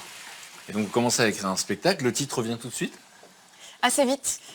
Le diable est une gentille petite fille, oui, assez vite, parce qu'en fait, quand je monte sur scène la première fois, je calcule pas trop comment je vais jouer. Mais naturellement, sur scène, ma timidité prend le dessus, je me tiens pas très bien, ça se voit que je suis mal à l'aise, en fait. Et je me rends compte que ce décalage de ce que je suis avec mon texte, qui est vraiment trash, en fait, fait rire. Et je me suis dit, ok, ça marche bien ce décalage, je vais le garder du coup. Mais j'avais pas calculé ce côté, ce contraste entre l'innocence de ce que je suis et le texte. J'allais dans les festivals, les salles, etc. Je traversais la France, je faisais des heures et des heures de route. Et je me changeais dans ma voiture, je me maquillais dans ma voiture. Et je rentrais le soir après le spectacle parce que souvent je me prenais pas d'hôtel sur place. Donc je reprenais la route dans l'autre sens. Et vous avez quel souvenir de cette période-là? C'était quand même difficile parce qu'en fait, je sais que je suis toujours la seule à y croire et que mes parents se disent qu'est-ce qu'elle fait. Et comment vous les rassurez à ce moment? Je les rassure pas beaucoup, en fait. Moi, je vous propose d'avoir un petit extrait de ce spectacle. Comme ça, vos camarades voient un peu le style d'humour que vous avez. J'ai commencé d'abord à passer des tas de castings pour jouer dans des pièces. Mais bon, là, malheureusement... Bon, ils n'ont pas trouvé que j'étais une bonne comédienne. Enfin, non, le directeur du casting a dit « Bonne, oui, comédienne, non ». Voilà, mais il a dit « Bon, ça peut s'arranger, si tu veux, on va boire un verre et on en discute ». Donc on est allé dans un café, on s'est assis, il a dit « Qu'est-ce que tu vas prendre ?» J'ai dit « Un jus d'orange ». Il a dit « C'était pas une question ». Puis là, il a dit qu'il voulait quand même bien me donner un rôle dans une pièce. Sa chambre à coucher. Alors moi j'ai fait une petite blague, j'ai dit comme ça. Je dis oh là là, on dirait une pièce dans laquelle on s'endort. Ça, comme vous, il à Paris. Mais c'est pas grave, non mais il a dit je vais te donner un conseil très très important pour ta carrière. Dans ce métier, il faut coucher si tu veux avoir une chance de réussir. Enfin, pour certaines. Alors je dis, ben oui. Non, ça je sais, puis parfois, il faut réussir pour avoir une chance de coucher. Enfin, pour certains. Donc voilà, vous commencez à comprendre à qui vous avez affaire. Donc ce qui est incroyable, c'est que cet enfant, cette adolescente que vous nous avez racontée, qui est timide, c'est impossible de voir ça sur cette scène. C'est un dédoublement de personnalité presque. C'est vrai que c'est une liberté que je trouve que sur scène. SOS fourchette pour Dave. Fourchette dans le grand tiroir que vous avez sur la gauche. Merci. Je sais quoi vous offrir pour la prochaine fois. Un tablier. Ah oui, Il faut des il y en a tabliers qui pour doit y en avoir. cuisiner. Donc, vous en voulez? Vous en avez? Je vais en trouver Vous ça. êtes sûr? Et il faut un plat qui va au four, hein, sinon je ne peux pas rien faire. Oui, vous avez besoin. Dites-moi de Un ce plat dont qui vous va avez au besoin. four. Un plat qui va au four, ok. Ah oui. Est-ce que ça vous va celui-là? C'est parfait.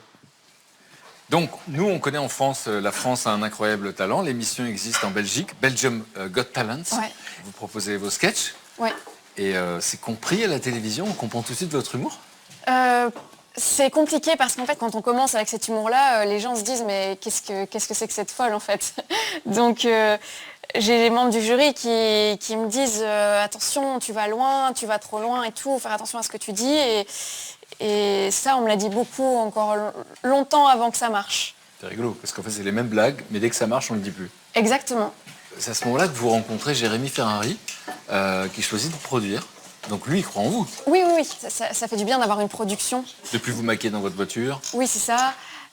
Et d'avoir quelqu'un qui va me permettre de jouer dans un théâtre à Paris, parce que c'est très cher. Donc, Vous faites des premières parties à ce moment-là. oui, je fais des premières parties. Jeff Panaclock, j'ai fait Arnaud Ducret aussi, et Jérémy aussi. J'en fais quelques-unes. Et je continue à jouer mon spectacle dans une petite salle à Paris, où je joue tous les mardis, mercredis pendant plusieurs années. Et c'est un peu compliqué à remplir. Il y a tellement de concurrence aussi. Il y a tellement d'humoristes tous les soirs à Paris. Il y a tellement de spectacles d'humour qu'il faut arriver à se faire connaître, à faire sa place. Et ça prend du temps. Bon, en tout cas, voilà, cette jeune fille qui, face aux obstacles, se dit c'est pas grave, ça se produira plus tard, etc. Machin. On verra comment vous allez avoir une idée qui va changer votre destin, mais c'était pas gagné d'avance. Non, c'était pas gagné C'est un d'avance. petit non. suspense comme ça, petit teaser. Tout à fait, très bien fait. Super. Où est-ce qu'on en est au niveau de la recette? Vous avez réussi à poursuivre en même temps? Ça va, j'essaie de me concentrer, mais je vais réussir à là mieux peaufiner les choses parce que malgré tout, ça reste compliqué. La parmigiana. Et ça va plutôt pas mal. On a la tomate qui mijote. Ouais, On a les aubergines qui ont été farinées qui sont en train de frire. Tutto bene. magnifique. Moi, je vais me mettre en face de vous, comme ça, je verrai bien. Alors, Julien Bugier, qui avait cette apparence de premier de la classe, on a raconté que c'était pas le cas. Pas toujours. Que c'était pas le cas à l'époque. Non. Que vous avez grandi dans cette famille avec une relation très forte avec votre papa, qui était à la fois journaliste, et donc il y avait une forme d'admiration. Et ça, c'est quelque chose qui ne va pas vous quitter.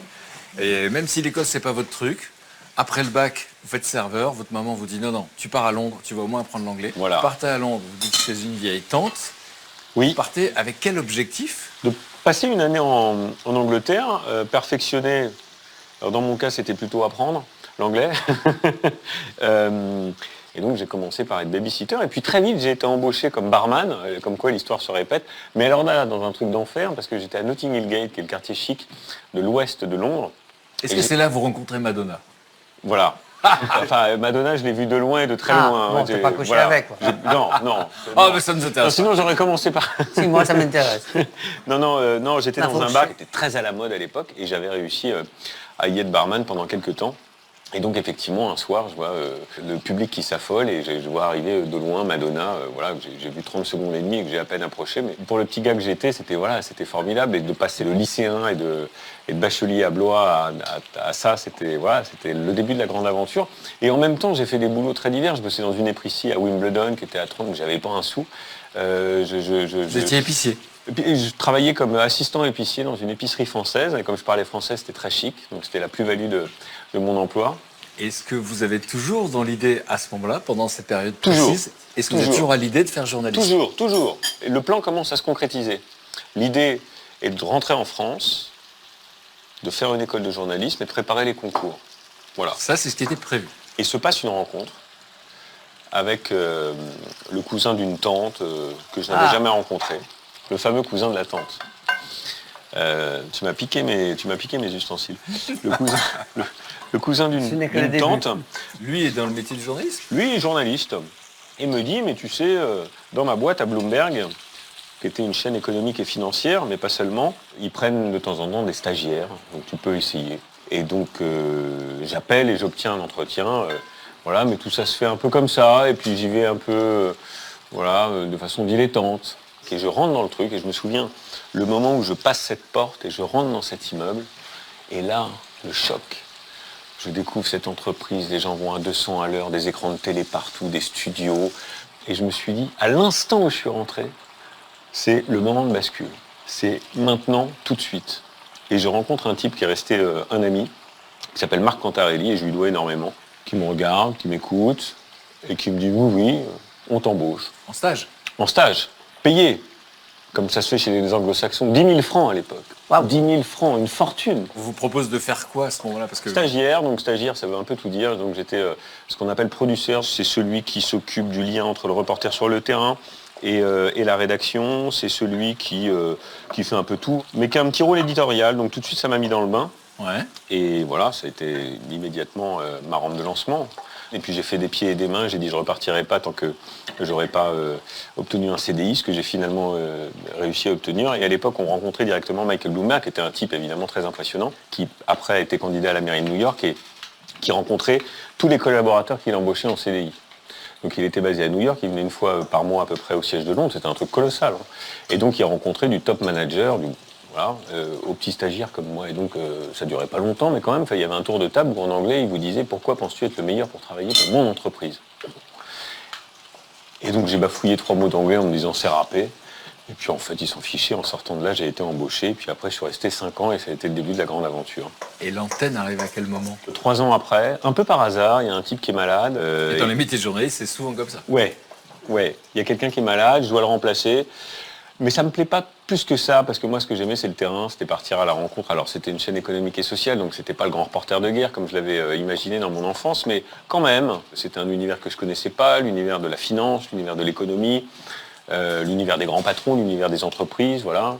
On partait parfois dans le monde entier, et j'avais 19 ans et demi, vous voyez. Et puis ça m'a permis aussi de m'ouvrir au monde, j'ai rencontré des gens formidables, j'habitais dans un quartier d'artistes, où j'ai côtoyé des gens que je n'aurais jamais côtoyés dans mon quotidien. Parmi les gens formidables que vous avez rencontrés, il y a une jeune femme à qui vous avez fait 2 enfants. Oui. Une anglaise? Non, une française. Alors c'est très drôle parce que pour la petite histoire, on s'est rencontrés, moi je travaillais à Londres et elle à New York, j'étais son assistant producteur à distance. Elle était la star de Bloomberg, puisqu'elle était correspondante sur le New York Stock Exchange, c'est-à-dire dans la bourse de New York, qui était un peu la mecque de la finance mondiale. Et donc on s'était jamais vu physiquement, mais j'avais déjà un peu le béguin pour elle. Et puis on s'est rencontrés une fois parce qu'elle est venue à Londres pour raisons professionnelles. Et donc tout de suite, ça a été une espèce de coup de foudre. Et ce qui est formidable dans cette histoire, c'est que je suis blésois, elle est tourangelle. Il y a à peu près 40 km de distance et on se rencontre à Londres. Ouais. Moi je suis à Londres, elle est à New York. Et vous savez ce qu'a dit sa grand-mère quand elle a dit qu'elle avait rencontré un blésois? Elle lui a dit « Ah, enfin un gars de notre région !» Parce qu'elle avait été avec un Américain auparavant, voilà. Ah ben. Et alors, du coup, vous dites que ça a duré 5 ans, parce qu'à un moment donné, vous changez d'entreprise. Oui, aussi pour elle. Elle avait pris la décision de quitter Bloomberg et de rentrer à Paris. Ça faisait un petit moment qu'elle était partie habiter à l'étranger. BFM TV se crée. C'est vous qui allez postuler? Les équipes de BFM me contactent. La chaîne va se monter. C'est un projet un peu dingue, BFM. Il faut s'en souvenir. À son début, personne n'y croit. On me dissuade même. Je me souviens, mon père, qui était encore de ce monde, me dit « Mais qu'est-ce que tu as réussi enfin à trouver une place d'enfer ? Pourquoi vas-tu chez BFM? Ce truc ne marchera jamais, ils n'ont pas de moyens, etc., etc. » Je le fais quand même. Et en fin de compte, j'ai bien fait parce que ça a été d'abord une histoire d'amour formidable avec ma femme et puis une réussite immense. On regarde juste un petit extrait de Voix à l'antenne, c'est des Mais petits non, c'est des bouts mais de non, lancement. mais non, Et vous mais avez non. 27 ans. Pourquoi non? Parce que Le nom est intéressant. Pourquoi non? Je peux pas, j'ai une tête de petit garçon de T'avais quel âge? 26 ans, je pense. J'ai 26 ans. Comme ça, ouais. Ah oui, fais voir. Donc 26 ans, ses débuts sur BFM. La bourse, avec d'abord Wall Street, le chiffre est symbolique, 13 000 points, le Dow Jones les a franchis. Voilà, toujours la bourse et l'économie. Pour la première fois de son histoire, une bonne séance américaine, donc qui profite évidemment au marché européen et notamment au CAC 40 qui grimpe de 1%, 5 947 points. Et c'est quand même une sacrée aisance à 26 ans, non? Oh, c'est super scolaire quand même, quand je me revois, c'est marrant parce que... Non, c'est bien. C'est dommage qu'il n'ait pas torse nu. Bon, mais justement, tiens, on va en parler. Votre physique avenant, c'est un handicap ou un atout dans votre métier? Vous vous souvenez qu'une fois vous m'avez posé la question, Frédéric? Oui, je l'ai posé à Monica Bellucci et à vous. Ah bon? Ah oui, je suis très flatté. C'est ça qu'il les pose. Je suis très Moi, il ne me l'a flatté. jamais posé. Et vous m'aviez mis... C'était la première fois qu'on se rencontrait, vous m'aviez mis très mal à l'aise à l'époque. Et c'est vrai parce que je l'étais... c'est vrai que ça rend mal à l'aise quand on a 26 ans, qu'on a besoin de se prouver plein de choses et de prouver aux autres et qu'on nous rapporte à notre physique. On n'a pas envie de ça. Ouais.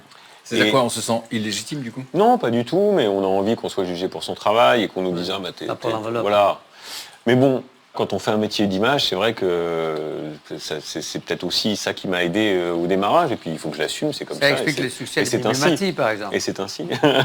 Et donc du coup, BFM, et puis ensuite vous allez sur e-télévision. Ah, Ouais. c'est moins bien payé. Bon, vous savez, ces chaînes-là, ça n'a jamais été bien payé. D'abord, si on veut être très bien payé, il ne faut pas être journaliste. Il faut être chanteur à succès. Oui, c'est ça. Je me souviens, c'est il y a longtemps. Et à e-télé, il va y avoir un moment, donc je ne vais pas montrer l'extrait, mais peut-être qu'on va le raconter à vos camarades. Et j'ai été épaté de la manière dont vous avez interviewé Robert Ménard. Ça parle de la peine de mort. Et à un moment donné, vous lui dites, non, je ne peux pas vous laisser dire ça. Ah oui. On évoque un fait divers absolument sordide dans lequel une jeune fille avait été tuée par un homme de façon absolument abominable. Et en sortant du sujet, il dit « Quand on voit ça, on se demande pourquoi on a supprimé la peine de mort. » Et c'est vrai que j'ai eu cette réflexion un peu du tac au tac, où je lui ai dit « Robert, je ne vous autorise pas à dire ça, parce que c'est moi qui suis maître du plateau et donc maître de ce qui s'en dit. » Et je lui dis « Rien ne peut justifier qu'on enlève la vie à mon sens. » Et c'est vrai que j'ai été surpris, parce qu'au fond, c'est quelque chose d'assez banal, ce que j'ai dit, pas non plus une prise de position de dingue. Mais j'ai reçu des messages. Tout d'un coup, j'étais passé dans les radars. Ah oui. Voilà. On verra la suite tout à l'heure, on verra comment effectivement un jour vous allez recevoir un coup de fil, un coup de téléphone pour une proposition qui ne se refuse pas. Mais auparavant, une question très importante, on en est où pour la parmigiana? Écoutez, si vous arrêtez de me parler, on va avancer un peu plus vite. Ok, j'arrête les questions. Non, ça c'est pas mal, on va mettre au four. Non, tout va bien. Donc vous, c'est au four? Non. Ben non, parce que ça se cuit juste avant de manger. Tac. Moi, ce que je vous propose, c'est qu'on mette la table tranquille, et puis comme ça, on pourra écouter la suite du récit de Dave. Allez, on débarrasse un peu. Juste les petits déchets.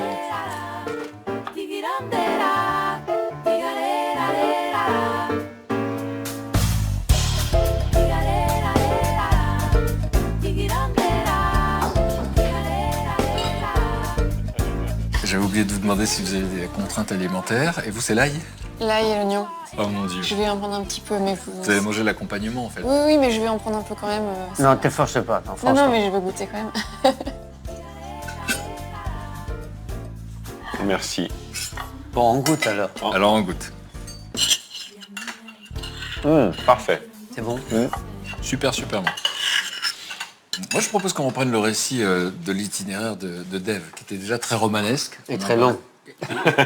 Et on a parlé de cette enfance en Hollande. La musique, c'est comme ça, mais pas d'ambition. Vous chantez, vous jouez de la guitare, mais vous dites, j'ai pas envie de faire carrière. Mais en revanche, ouais, j'ai envie de vivre de ça. Et donc, vous partez en bateau. Vous dites, je tombe amoureux de quelqu'un, voilà, qui lui ne partage pas cet amour pour moi, mais en tout cas, on part ensemble. On a une amitié très forte, et on part sur un bateau de pêche dans les canaux. Mais vous arrivez d'abord à Paris. Oui, on est arrivé à Paris. On s'est arrêté à côté des Tours Eiffel, puis on s'est vite rendu compte que pour faire les courses, c'est pas exactement là-bas, il faut s'arrêter. J'ai commencé donc à taper à des portes, des endroits où je pouvais éventuellement chanter, parce qu'il fallait tout doucement aussi que je gagne un peu d'argent. Vous commencez donc par chanter dans la rue, faire la manche. La première fois, ça doit faire bizarre. C'est un peu humiliant même. Surtout que les premières fois que j'étais à Paris, j'étais à Saint-Germain, au hasard. Je me suis arrêté dans un café. Il y avait une équipe de rugbyman qui faisait la fête. Il y en a un qui m'a versé un verre de rhum sur la tête. Parce que vous chantiez? Parce que je chantais. Il y avait une copine qui était tellement gênée qu'elle m'a donné un billet de 50 francs. Donc j'ai proposé à tout le monde de me verser un verre de rhum sur la tête. Je croyais que c'était déjà mon avenir parce que j'avais jamais fait encore faire les manches. Mais j'ai beaucoup aimé faire ça. C'est-à-dire? C'est du direct. C'est-à-dire que je chantais dans une crêperie, il y avait des tables en bas, des tables en haut. Suivant la quantité de gens qu'il y avait, j'ai gagné entre 40 et 100 francs par jour. C'est beaucoup. Je dois faire ça de 65 à 72. Donc c'est quand même un bon bout de temps. J'ai adoré faire ça. Et là, on vous dit Saint-Tropez. Saint-Tropez, on vous parle de ça. Ouais. Et vous dites, bah là, on y va. On y va. J'ai chanté dans un endroit qui s'appelle La Ponche. Et j'ai commencé avec une chanson. Vraiment, on pouvait dire qu'on n'aimait pas, mais on ne peut pas dire qu'on m'a pas entouré. Etc. Donc ça s'entendait. J'ai des images de l'époque. Parce qu'il y a eu un reportage sur les gens qui chantaient dans les bars. Ah oui. Et on vous voit, vous êtes très jeune. C'est vrai. Ouais, j'ai des images, je sais pas si vous voulez. Je suis très jeune, alors c'est très très âgé, c'est du siècle dernier. Allez, on regarde quelques images de l'époque, ça va vous rappeler des souvenirs.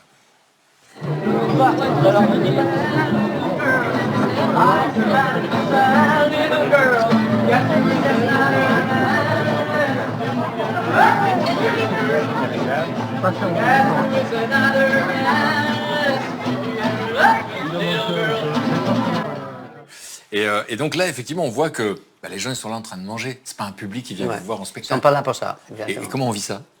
Évidemment, il y a plein de gens qui, tu passes une assiette, ils disent non, mais tu sais qu'ils sont là pour au moins 15 jours. Donc, plus ils disent non, plus t'es gentil. Sérieux? Parce qu'ils vont revenir et ils finiront pas payés. J'ai bien appris mon métier.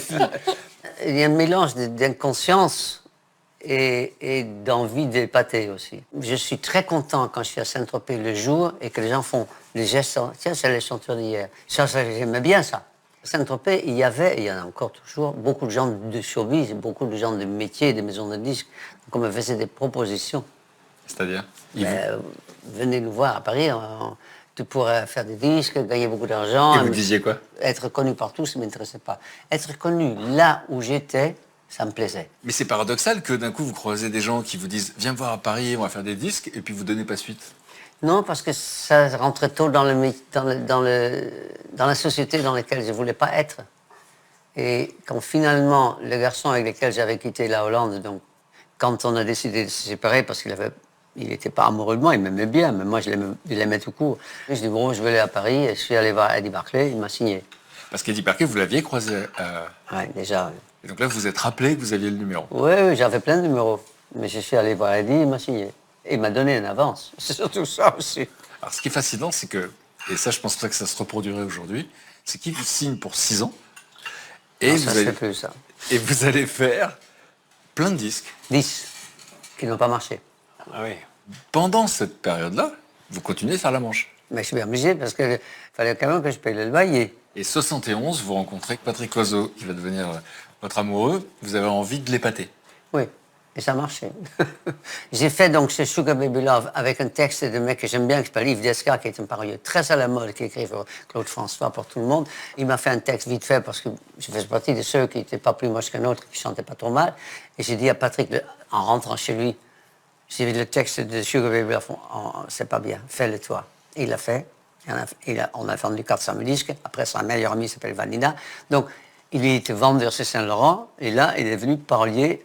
Il avait écrit pour plein de gens. Ça va de Jean Manson en passant de François Hardy, lettre à Hélène Ségara.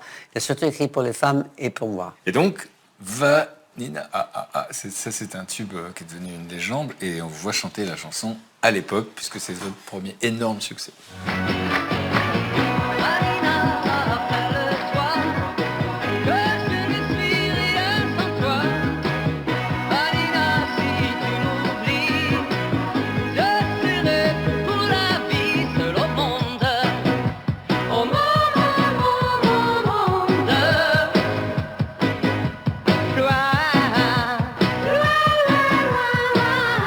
Direct, hein.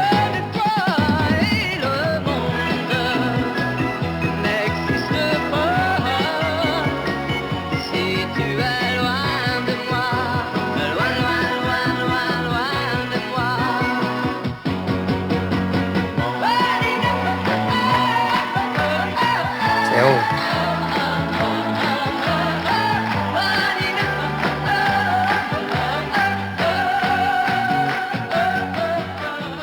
Ce qui est drôle, c'est qu'à cette époque-là, on vendait 40 000 disques par jour. Aujourd'hui, un disque d'or, c'est 50 000 disques. Là, c'était 50 000 disques par jour. Comment vous vivez cet énorme succès à ce moment-là? J'ai eu un petit moment de grosse tête. Je me vois arriver à la maison de la radio pour faire une émission de télé. Il y a des barrières pour rentrer à l'entrée de la maison de la radio. Et le mec n'a pas voulu ouvrir. Et là, je me suis entendu dire cette phrase et je m'en veux encore. Mais enfin, vous ne voyez pas qui je suis. Et là, je me suis dit, mon grand, il faut peut-être que tu te calmes. Tu vois, donc j'ai plus jamais dit cette ça phrase. arrive au meilleur. En même temps, quand on a vendu 1 million, 2 millions de disques, Mais tu devrais rester le même. Être content de vivre en chantant, c'est tellement extraordinaire. Et ça aurait pu être un succès. Il y a des gens qui font qu'un succès. Oui. Et là, ça va Des s'enchaîner. noms. Ça va s'enchaîner du côté de chez Swan. Cette hystérie-là des fans et des filles, puisque sont dingues de vous, vous oblige à cacher que vous êtes amoureux. J'ai chanté Vanina, j'ai chanté Oh Laura, mon cœur malade, des chansons qu'elle adore, Ophélie, enfin que des prénoms de filles, et que Patrick Loiseau, qui était donc pas encore mon mari, parce qu'on ne pouvait pas se marier à l'époque, mais était déjà mon compagnon. Évidemment, les filles commencent un peu à fantasmer, quoi. Pas toutes, hein, il y avait des filles raisonnables. Mais ce qui était un peu contradictoire, c'était quand on me traitait des chanteurs pour minettes. Ça me faisait beaucoup rire. Est-ce que c'est une contradiction compliquée à vivre à ce moment-là? Est-ce qu'il y avait genre une peur qu'on sache, par exemple? Ah non, pas du tout, rien à foutre. Alors, comme on dit en bon français, t'as dit foutre plusieurs fois tout à l'heure. Faut pas dire ça. C'est pas un beau mot, faut arrêter. Je ferai attention. Mais non, je m'en fous complètement. Vraiment, je m'en foutais. On me mettait sur le même niveau de Frédéric François, de C. Jérôme, qui était un très bon copain, que j'aimais beaucoup. C. Jérôme, c'était un des chanteurs qui travaillait le plus à l'époque, comme moi. C'est vrai qu'on ne me mettait pas dans la liste de Julien Clerc ou de gens comme ça. C'était la mauvaise variété pour les gens. C'était considéré comme médiocre. Alors pour les gens, C'est pénible, ça. pour l'intelligentsia, parce Oui. que pas pour le public. Non, pas pour le Le public. public ne fait pas la différence. Non. Mais comment vous le preniez, vous, à l'époque, que les gens pensent que vous n'étiez qu'un chanteur à minette? Vous sentiez du mépris? Vous le viviez comment? J'en avais strictement rien à faire. Et donc, si on termine sur cette période, qui est une période où vous enchaînez les tubes, encore une fois, à chaque fois qu'on sort une chanson, on a le trac, on se dit, waouh, c'est peut-être la dernière, peut-être que je vais retourner dans la crêperie. Non, je disais pas ça. Je croyais que ça y est, c'est arrivé, tous mes disques seraient des succès. Et je me souviendrai toujours, pour Noël, la maison de disques, toutes les maisons de disques font venir tout le monde. Ceux qui travaillent dans les usines, ceux qui travaillent dans les... Donc, t'as beaucoup de monde. Et il y a une dame qui est venue vers moi, je pense que c'était en genre 82, début des années 80. Elle m'a dit, on vous voit beaucoup vos disques dans nos services. Et c'est quoi vos services? C'est des services retour. C'est-à-dire que les disques ne se sont pas vendus. Donc, Elle travaille dans la maison de disques, c'est pas elle très travaille au drôle. service retour, elle vous dit ça. Elle m'a dit ça. Mais pas sans méchanceté. hein. Donc, c'est elle oh, dit cette merde. manière innocente, et ça annonce une période dont on va parler demain. Moi, je propose qu'on allume un petit Brasero sur la petite terrasse. On va trouver une guitare. Oh là là. Fondant au chocolat, Brasero. Laura va nous chanter Oh Laura, mon cœur malade. Ça vous dit ou pas? Avec plaisir. J'irai bien refaire un tour du côté de chez soi.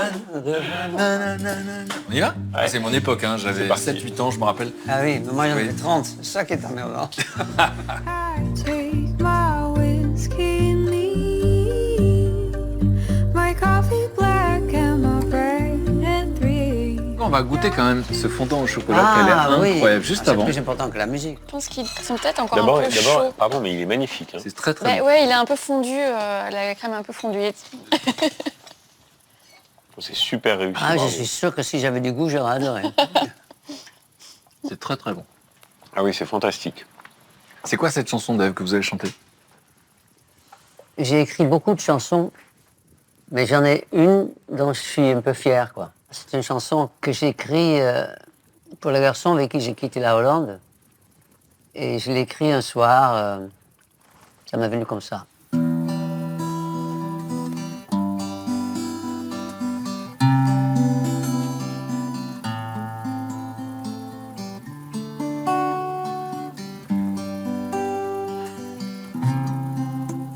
Il est un peu faux, ça, parce qu'on est dehors.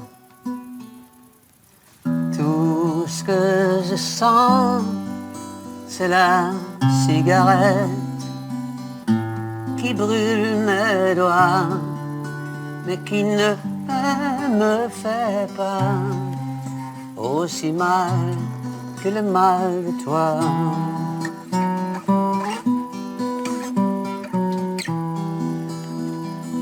Cendre sur mes partitions, mes chansons qui s'en vont te rejoindre dans ton paradis qui n'est plus à moi.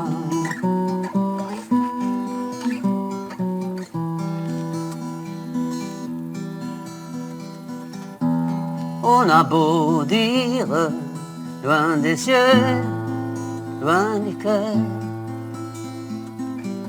mais ne le crois pas,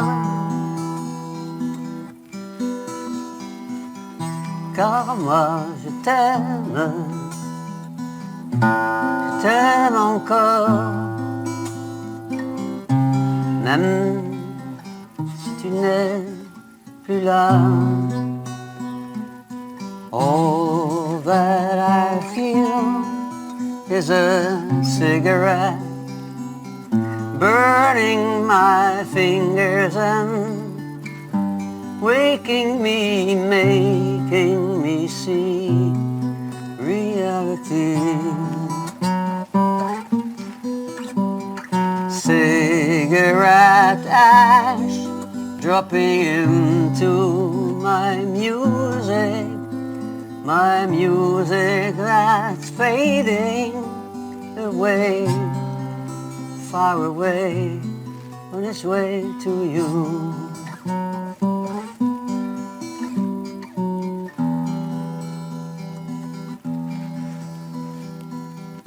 Tout ce que je sens, c'est la cigarette qui brûle mes doigts, mais qui ne me fait pas aussi mal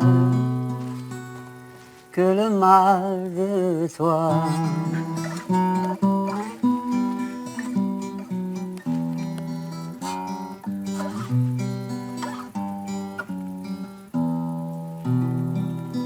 Le garçon pour qui j'ai écrit cette chanson, il est mort, donc Bravo. ça amène quelque chose. Très chouette. Très beau.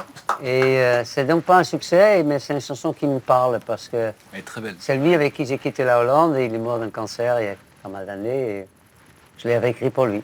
Donc voilà. C'est une très belle chanson. Ouais, Magnifique. magnifique. Bravo. Bravo. Elle était très belle. Très belle, ouais. Merci.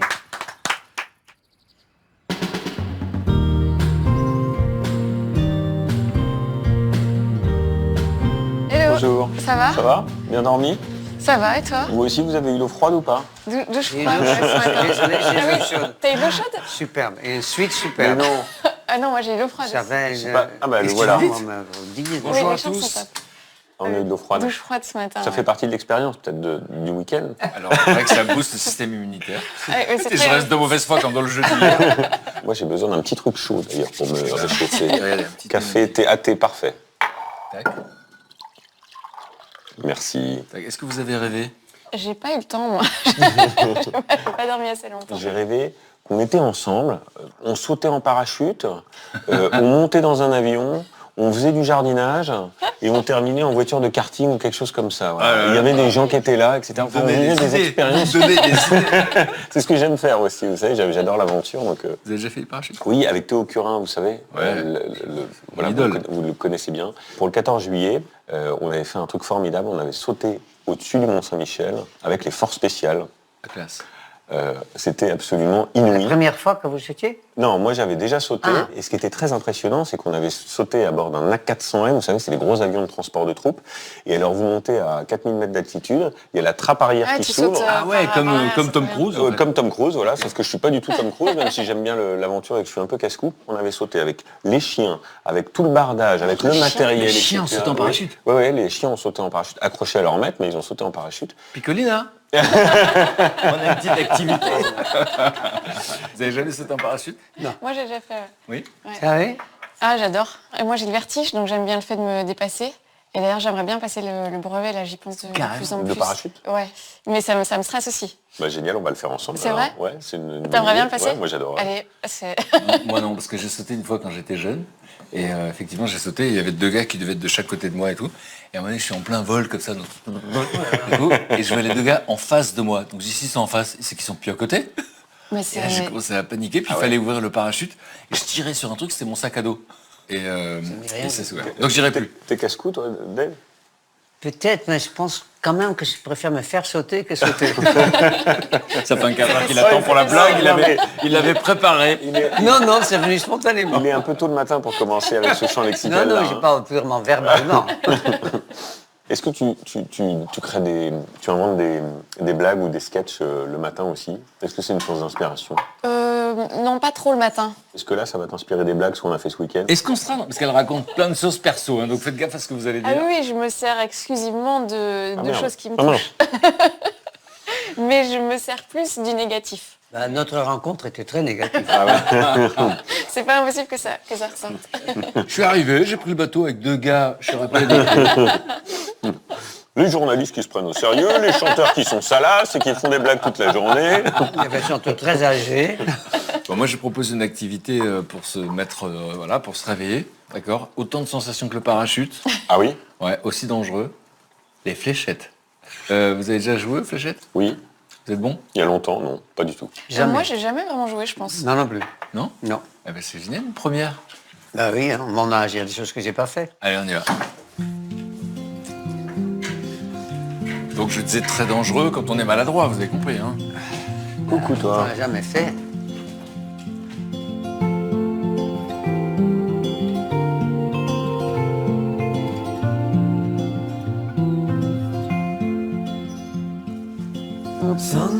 Alors, est-ce que vous connaissez les règles? Non. On a Il est 2,30 génial, m à peu près.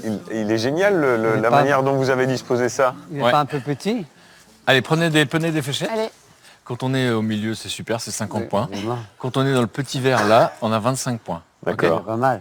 Le reste du temps, c'est T'as le rien. chiffre qui est affiché. Ah oui. Et il faut aller jusqu'à combien? très On va bien. jusqu'à 100. Jusqu'à 100. Ok? Qui commence? Vas-y, commence. Non, non. C'est vous le La British. pression. Je veux pas gagner. Dit-il, genre. Là, il s'applique. C'est des complexes. Là, il s'applique 10 Ah, pas points. mal. Ah, oh. Ah ouais, Oh, ok, 10 ok, points. pas mal. Et là, nous 14. avons 14. 14 points, je le note. Alors, Dave, l'objectif c'est Moi, quand tu même sais, dans de le sens. dans la Il faut faire quoi? dans la cible. Il faut tirer dans la c'est ça. cible, Ouais. dans la cible. Oui, fort. oui. Plus haut. C'est presque que j'ai pu. Mais vous savez quoi? Pour pas que ce soit humiliant, on met 1. Ou alors peut-être 1, c'est plus humiliant Il encore. faudrait un point pour avoir tiré Ouais, déjà dans tu le peux bon couper sens. ça. Un point d'avoir participé. Un point pour C'est Dave. marrant. Voilà. On fait du dev. On fait du dev alors? Oui. Et c'est un point, vous êtes à Un point. égalité. Je suis nul, c'est le hasard. Je sais même pas pourquoi je fais semblant de viser. Oh là là. Pas mal. Oh là là, 17, 17 attendez. points. Super bon. Ça fait 2 fois 2 17. fois 17. Ça fait combien 2 fois 17? 34. 34. Pas mal. Ah, c'est x3, donc c'est 30. 20. Non, parce qu'attendez. Oh là Oh là. Attendez. Non, là, c'est un... 21. Oh, bah, c'est bien pour vous. Ouais. Bah, je vous remercie. C'était horrible. Vous vous rappelez, à l'école, genre, j'avais 12 et t'avais la nana qui avait 18. Elle faisait, oh, bah, c'est bien pour toi, quand même. Ah oui, ah oui. Humiliant. Ouais. C'est à qui? On y croit, on y croit.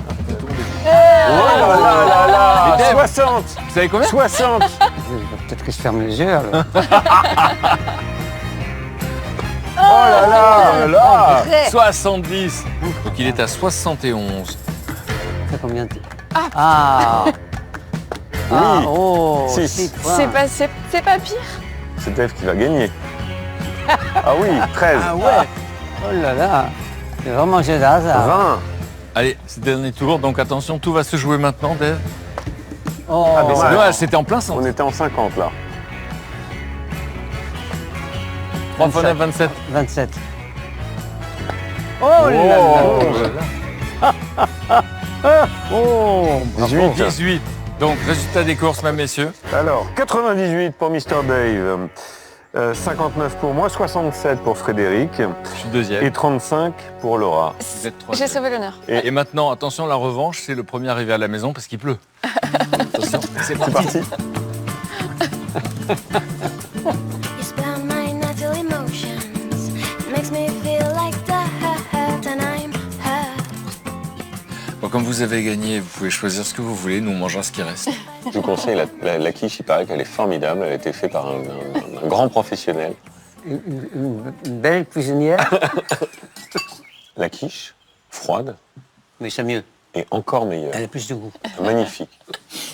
Donc, Laurent on a raconté l'histoire de cette petite fille qui grandit en se sentant différente, qui va comprendre très très très tard que c'était une forme d'autisme. Et on a raconté comment le théâtre, vers 8-9 ans, va changer les choses, que quand on est sur scène, on a le droit d'être bizarre, on a le droit d'être différent. Et puis vous allez vous mettre à écrire des sketchs, et puis on a vu cette période courageuse, j'ai envie de dire, où vous lâchez pas, vous faites des scènes ouvertes, vous maquillez dans votre voiture, et vous créez votre personnage de cette petite fille ingénue et innocente qui dit alors je dis des horreurs, c'est-à-dire qui dit des trucs très trash qu'on n'attend pas dans sa bouche. Et vous allez vous présenter un incroyable talent en France, en 2017. C'est l'émission qui m'a contactée. Et au début, j'ai dit non parce que je savais que mon humour, ça allait être compliqué de le faire passer en télé. J'avais déjà fait plusieurs expériences télé, radio, où je m'étais fait couper, où on m'avait viré. Enfin, je savais que c'était compliqué. Je me suis dit, une émission qui est aussi familiale, public, grand prime time. public. Et ils m'ont dit, ah mais non, justement, on adore vraiment ce que tu fais et promis, il n'y aura pas de coupe. Et là, je me suis dit, c'est quand même la première fois qu'une grosse chaîne de télé me donne l'opportunité de faire ce que je fais à 100% sans que ce soit coupé. Donc, je ne pouvais pas passer à côté. C'est quoi la tête du jury quand vous commencez à déblatérer vos blagues? Ils font des... Et ça marche très bien. Ah oui, pour vous, quand les gens font... Ça marche. Oui, mais avec du rire. Ça marche tellement bien que vous arrivez en finale. Oui. Et on va regarder la finale. Il y en a marre sur tous les continents. Les estropiés ramassent le chèque. C'est plus incroyable talent. C'est un défilé de la côte au rêve. Votez pour moi. Votez pour moi, allez, votez pour moi. Vous allez pas voter encore une fois pour un connard de chien qui fait le poirier ou une chorale de bretons bourrés.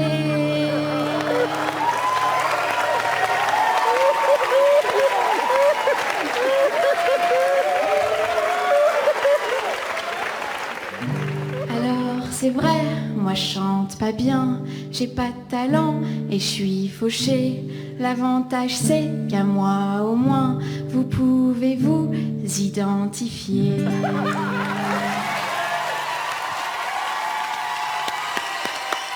Elle a l'air choquée, Hélène Ségara. Elle était un peu choquée. Quel succès. Ah oui, moi qui ai fait Génial. l'émission pendant 4 ans, j'ai rarement vu un public aussi enthousiaste que là. Hein. C'est ça, ils sont deux, parce qu'évidemment, c'est la finale, ils l'ont vu comme ça, ils se sont attachés à son Ah, humour. Là, oui. pour le coup, on sait. Oh. C'était vraiment fou parce que je me suis vraiment dit... Senti c'est- comprise, vous aussi. Oui, mais je suis très surprise de cet accueil. Je ne m'attends pas du tout à ça. Et là, je me dis, ah, j'ai peut-être eu raison d'y croire parce que le C'est public... dingue. Là, vous avez repensé à la liste de tous les gens, je pense qu'ils sont très nombreux, qui vous ont dit ça marchera jamais, Ouais. ça va être trop choquant, machin truc. Là, vous avez pensé à eux quand vous voyez cet accueil, là, quand vous voyez cette... Oui, et encore, je me rends pas compte de ce qui va se passer après parce que Là, la nuit, après la diffusion, le téléphone n'a pas arrêté de sonner pour me booker des dates de tournée. Donc, du jour au lendemain, j'avais une tournée avec plein de dates Génial. dans des grandes salles. Et le public comprend ce que je fais et comprend que c'est pas ni de la moquerie ni de la méchanceté, mais que c'est quelque chose que j'essaie de créer, un truc un peu fédérateur qui peut passer, quoi. Ce qui est fascinant, là aussi vous allez me dire c'est la vie, c'est qu'alors que vous êtes en train de vivre votre rêve, dans la vie privée, c'est le contraire. Dans ma vie privée, tout s'effondre. À cette période-là. À ce pile Ça, vous le instant-là. racontez dans votre dernier spectacle. Je suis depuis 1 an avec une personne avec qui c'est vraiment un amour fusionnel et passionnel, enfin vraiment une histoire incroyable. Et quand le moment où je gagne l'émission là que vous venez de montrer, déjà au moment où je suis sur scène et où on me dit ok, on me donne mon chèque, machin, t'as gagné. Tout le monde arrive pour m'embrasser, on coupe les caméras et lui dans la salle il me dit bon maintenant il faut rentrer là parce qu'il est tard et, Oh là là, quelle horreur. et tout le monde me dit mais tu viens pas boire un verre, tu viens pas fêter ça? Il y a une forme de jalousie artistique, tu crois? Il voulait être à ta place? Non, je Non. pense pas, Non. je pense que c'est Tu lui échappes tout d'un Ouais, coup. ouais. oui, et puis il y a une situation d'emprise en fait, une perte de contrôle. Est-ce qu'à ce moment-là vous êtes sous emprise ou est-ce que vous réalisez qu'il y a un truc qui cloche? Ah non, à ce moment-là, je suis complètement... je suis tellement amoureuse, je me dis, bah oui, il a raison, rentrer. il faut rentrer. Ouais. Et puis là, du coup, je me fais larguer le soir même, donc c'est ascenseur émotionnel. S'en est suivi des périodes où on se remet ensemble, on se quitte. Enfin, c'est très typique de ce genre de relation. En fait, ce qu'il faut, c'est que vous en parlez sur scène. C'est quoi? C'est un souci de pédagogie? Je ne me voyais pas parler d'autre chose, comme je ne voyais pas ne pas parler d'autisme. Et donc, je dévoile tout ça dans mon spectacle. Et puis, sur scène, c'est vraiment compliqué d'amener tous ces sujets-là. Au début, je ne me sens pas bien du tout. Ce qui m'a aidée, c'est le retour du public. C'est les gens qui me disent... Merci d'avoir abordé ces sujets-là. Moi, ça m'a fait prendre conscience de choses que je vis aussi, où j'ai vécu la même chose et vous avez mis des mots sur ce que je vis, où vous avez fait de l'humour sur ce sujet et ça m'a permis en fait de désamorcer quelque chose. Et là, je prends conscience qu'en fait, il y a une raison, il y a une bonne raison de le faire. Il y a une utilité. Il y a une utilité et je me dis, ok, alors je pourrais le porter encore sur toute la tournée. On va voir un petit extrait du spectacle et après vous allez m'expliquer où est le plaisir de dire autant d'horreur sur scène. J'avais dit au photographe, on fait quelque chose de très simple, très spectacle, qui dit juste, vous allez prendre votre pied pendant 2 heures. Alors au début, je me suis dit, c'est très joli. Puis je l'ai montré à ma sœur, elle m'a dit, mais t'es au courant que normalement, dans les trous, ce sont pas des micros? Depuis MeToo, j'ai vu des mecs remettre en question toute leur existence. Je l'ai violée, la voisine, en 92, où elle était consentante. Ah, c'est toujours difficile à dire avec ces tétraplégiques. Trisomique, mique, s'en allait tout défaillant à la sécu de Rouen. Pris toutes les allocations et ma grand-mère lut dans le fion. Elle mourra seule sans un rond. Alors j'ai été voir un petit peu sur des blogs féministes pour me renseigner. Il est impératif que le consentement soit réitéré à chaque étape du rapport. Après, pour la préservation de l'espèce, j'espère quand même qu'il reste des violeurs, parce que moi, un mec qui me demande mon consentement à chaque coup de bite, je reste pas jusqu'à la fin.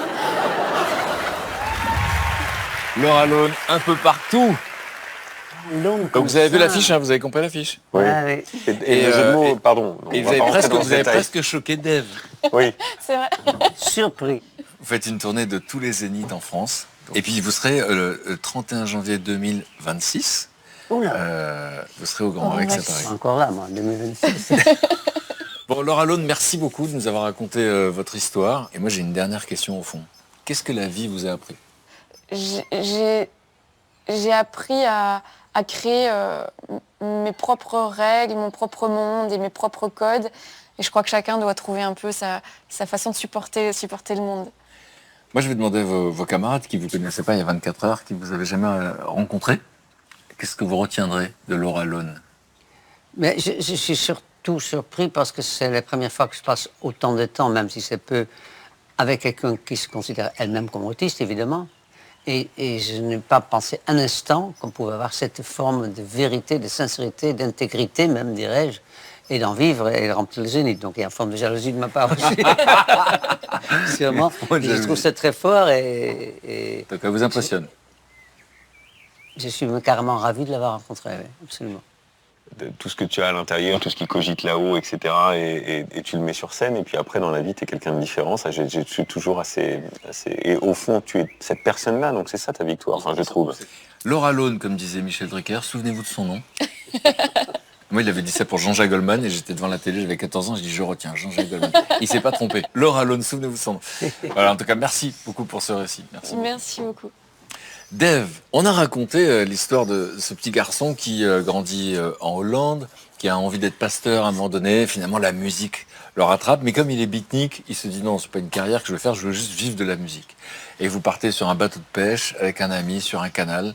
Et vous arrivez à Paris, Saint-Tropez, et finalement vous êtes repéré, vous commencez à faire des disques. Et hier, on a raconté comment vous vous retrouvez, presque malgré vous, si j'ose dire, à faire des tubes. Vous enchaînez les tubes, et c'est un succès énorme. Vous êtes chanteur à Minette, vous provoquez l'hystérie. Et vous dites, même moi, je vous ai demandé hier, mais tiens, quand vous faites une chanson, est-ce que vous dites, bon, est-ce que c'est la dernière? Est-ce que je vais retourner à faire la manche dans les crêperies? Et vous dites, non, à ce moment-là, on croit que c'est pour toujours. Oui. Et puis la vie vous a montré que c'était pas le cas. Ben, c'est pas grave. Non, c'est vrai. Comment, à quel moment vous vous rendez compte que vous avez traversé un autre type de période? C'était le dernier album, qui est pourtant pas le plus mauvais, qui s'appelle Par pudeur. Il y a très de belles chansons qui n'ont pas marché. Et tu ne comprends pas trop bien. Mais je ne comprends pas non plus pourquoi ça marchait. Je n'ai jamais compris ça. C'est très surprenant au début. Et puis après, on s'y habitue. Et puis quand ça marche plus, on s'y habitue aussi. En tout cas, moi, comme il y a toujours une espèce de distance entre ce que je suis et ce que je parais être, je m'observe aussi avec les petits bonhommes de l'extérieur. Donc tout ça n'a vraiment pas trop gêné. Je pense que j'ai eu beaucoup de chance. J'en ai encore. Mais donc c'est gala-galère. Vous avez parlé des gala-galères. Ouais. Vous pouvez me donner un exemple pour qu'on se rende compte de ce que vous appelez un gala-galère? C'est-à-dire que quand tu marches très fort, tu fais des zéniths, et après tu te retrouves dans des théâtres à 400-500 personnes. Et moi, personnellement, ça ne m'a pas rendu plus malheureux du tout. Ce que j'ai mal vécu, c'est quand une période où j'ai commencé à chanter dans les discothèques, et que tu arrives à 7-8 heures, et que tu manges avec les patrons des discothèques et sa femme et ses enfants, parce qu'ils sont contents d'avoir quelqu'un qui passe à la télé, et que vers 11h, minuit, personne n'arrive, et que les mecs ne t'inquiètent pas, les autres boîtes vont finir et ils vont venir et qu'ils ne viennent pas, ça devient gênant. On se sent oublié? On se sent transparent? Ne plus exister pour ce qu'on sait faire et que ce qu'on ne peut pas savoir faire. Cette reconnaissance, quelque part, bêtement, j'en ai besoin. C'est sûrement un problème d'identité. J'ai besoin d'être celui que je suis quand j'arrive quelque part. Ah, c'est Dave. Ça me réconforte. Puis en 94, il y a une espèce de comeback, un retour en grâce, parce qu'il y a des gens que vous ne connaissez pas qui ont l'idée de sortir une compilation de vos chansons dans une maison de disques. C'est ça? À cette époque-là, dans le monde audiovisuel, on donnait des paroles tout d'un coup à des chanteurs. Parce qu'avant, quand je vendais énormément de disques, on ne parlait pas, on venait chanter la chanson et on portait. Comme je commençais à faire de la promo comme ça, on se rendait compte que j'avais la langue bien pendue, plutôt caustique, et ça commençait à me servir professionnellement. On a découvert votre répartie, votre sens de l'autodérision Ouais. à ce moment-là, en fait. Oui, absolument. Qu'avant, vous étiez le blondinet qui chante des chansons. C'était que ça, oui. Et là, on découvre que vous avez le tchatch, quoi. Oui, exactement. Grâce à ça, je me trouve dans les émissions comme qu'elle a fait, donc Incroyable Talent, d'autres émissions. dans le On m'a jury. donné ma propre émission. Je ne suis pas un animateur de télé, mais je suis en tout cas bien placé pour parler avec des gens qui font le même métier que moi, parce que c'est leur peine et leur joie, tu vois. Bon, en tout cas, c'est un sacré parcours quand on le voit comme ça. C'est-à-dire que c'est la raison pour laquelle, d'ailleurs, vous avez publié une biographie. Et il y a aussi l'homme de votre vie en photo. 53 ans. S'il y a un secret, dites-nous, parce que comme ça va nous servir. Mais c'est marrant parce que je trouve qu'il y a une certaine analogie entre la relation entre le public et un artiste et le public et son bien-aimé. C'est-à-dire? C'est-à-dire qu'il faut surprendre pour durer dans un couple, et il faut surprendre le public aussi. Donc il y a lassitude aussi avec le public. Ça peut arriver dans un couple, l'amour plus ou moins important par période, tu vois ce que je veux dire? Il y a le bateau, là. Oui, la le péniche, bateau avec lequel la j'ai péniche quitté avec la laquelle Hollande, c'est... Bateau de Regarde. 20 mètres, ouais. Dave, merci beaucoup pour ce récit. Merci beaucoup pour la sincérité. La question, c'est qu'est-ce que la vie vous a appris, Dave? J'aimerais être bon, j'aimerais être généreux, aimer son prochain, comme dirait Jésus. J'essaye, j'y arrive pas toujours. Et je vais demander à vos camarades, qu'est-ce que vous retiendrez de Dave? En fait, ton personnage public est tellement assuré, tu as beaucoup de répartie, tu fais beaucoup d'esprit. Et moi, ce que j'ai découvert ici, c'est, j'ai vu à travers ça, tu as fait ça ici aussi parmi nous, mais à travers ça, j'ai vu certaines failles. Et ça, j'ai trouvé ça hyper touchant. Et j'ai ressenti beaucoup de sensibilité et j'ai ressenti ces failles. Et ça m'a... T'as des très beaux yeux. Je suis très épaté parce que la manière dont tu parles de ta carrière, t'as jamais été grisé par le succès. Ça, c'est quand même, moi, j'ai jamais vu ça chez quelqu'un de ton niveau et qui a eu cette carrière-là. Quand tu dis, bon, au fond, j'ai fait les Zéniths et puis je suis retombé dans des salles de 200 places. 400. 400. Allez, Voilà. 400. Même aujourd'hui encore, à 80 ans, tu t'émerveilles toujours de la carrière que tu as eue. Et ça, c'est chouette. Merci. C'était un petit compliment. Bon, ça vous va ce que vous avez entendu? Oui, c'est vrai. Oui. C'est des rencontres qui laissent des traces. Julien Bugier, on a raconté votre histoire hier dans la grange. On a parlé de ce petit enfant parce que souvent, effectivement, on imagine que vous êtes le premier de la classe et vous dites non, moi j'étais un peu rock'n'roll, même une période bagarreur, etc. En tout cas, et insouciant un peu. Et vous rêvez d'être journaliste comme votre papa. Et le hasard des rencontres fait que vous vous retrouvez en stage à Bloomberg TV, donc une chaîne d'information continue en économie. Vous connaissiez même pas cette chaîne. Et puis au fur et à mesure des situations, tac, tac, tac, vous vous retrouvez à l'antenne à présenter un journal de l'économie. Et puis on a raconté votre arrivée sur BFM TV, e-télévision. Et puis il y a eu un appel, un jour où on fait une proposition qu'on ne peut pas refuser. C'est d'aller sur France 2. Ouais. Et on vous dit quoi au téléphone? C'est quoi la proposition? On me dit, est-ce que tu veux remplacer David Pujadas au journal de 20h quand il est en vacances et quand il est absent? Je me souviens, j'étais sur une plage à côté de Saint-Malo avec ma femme qui venait d'accoucher.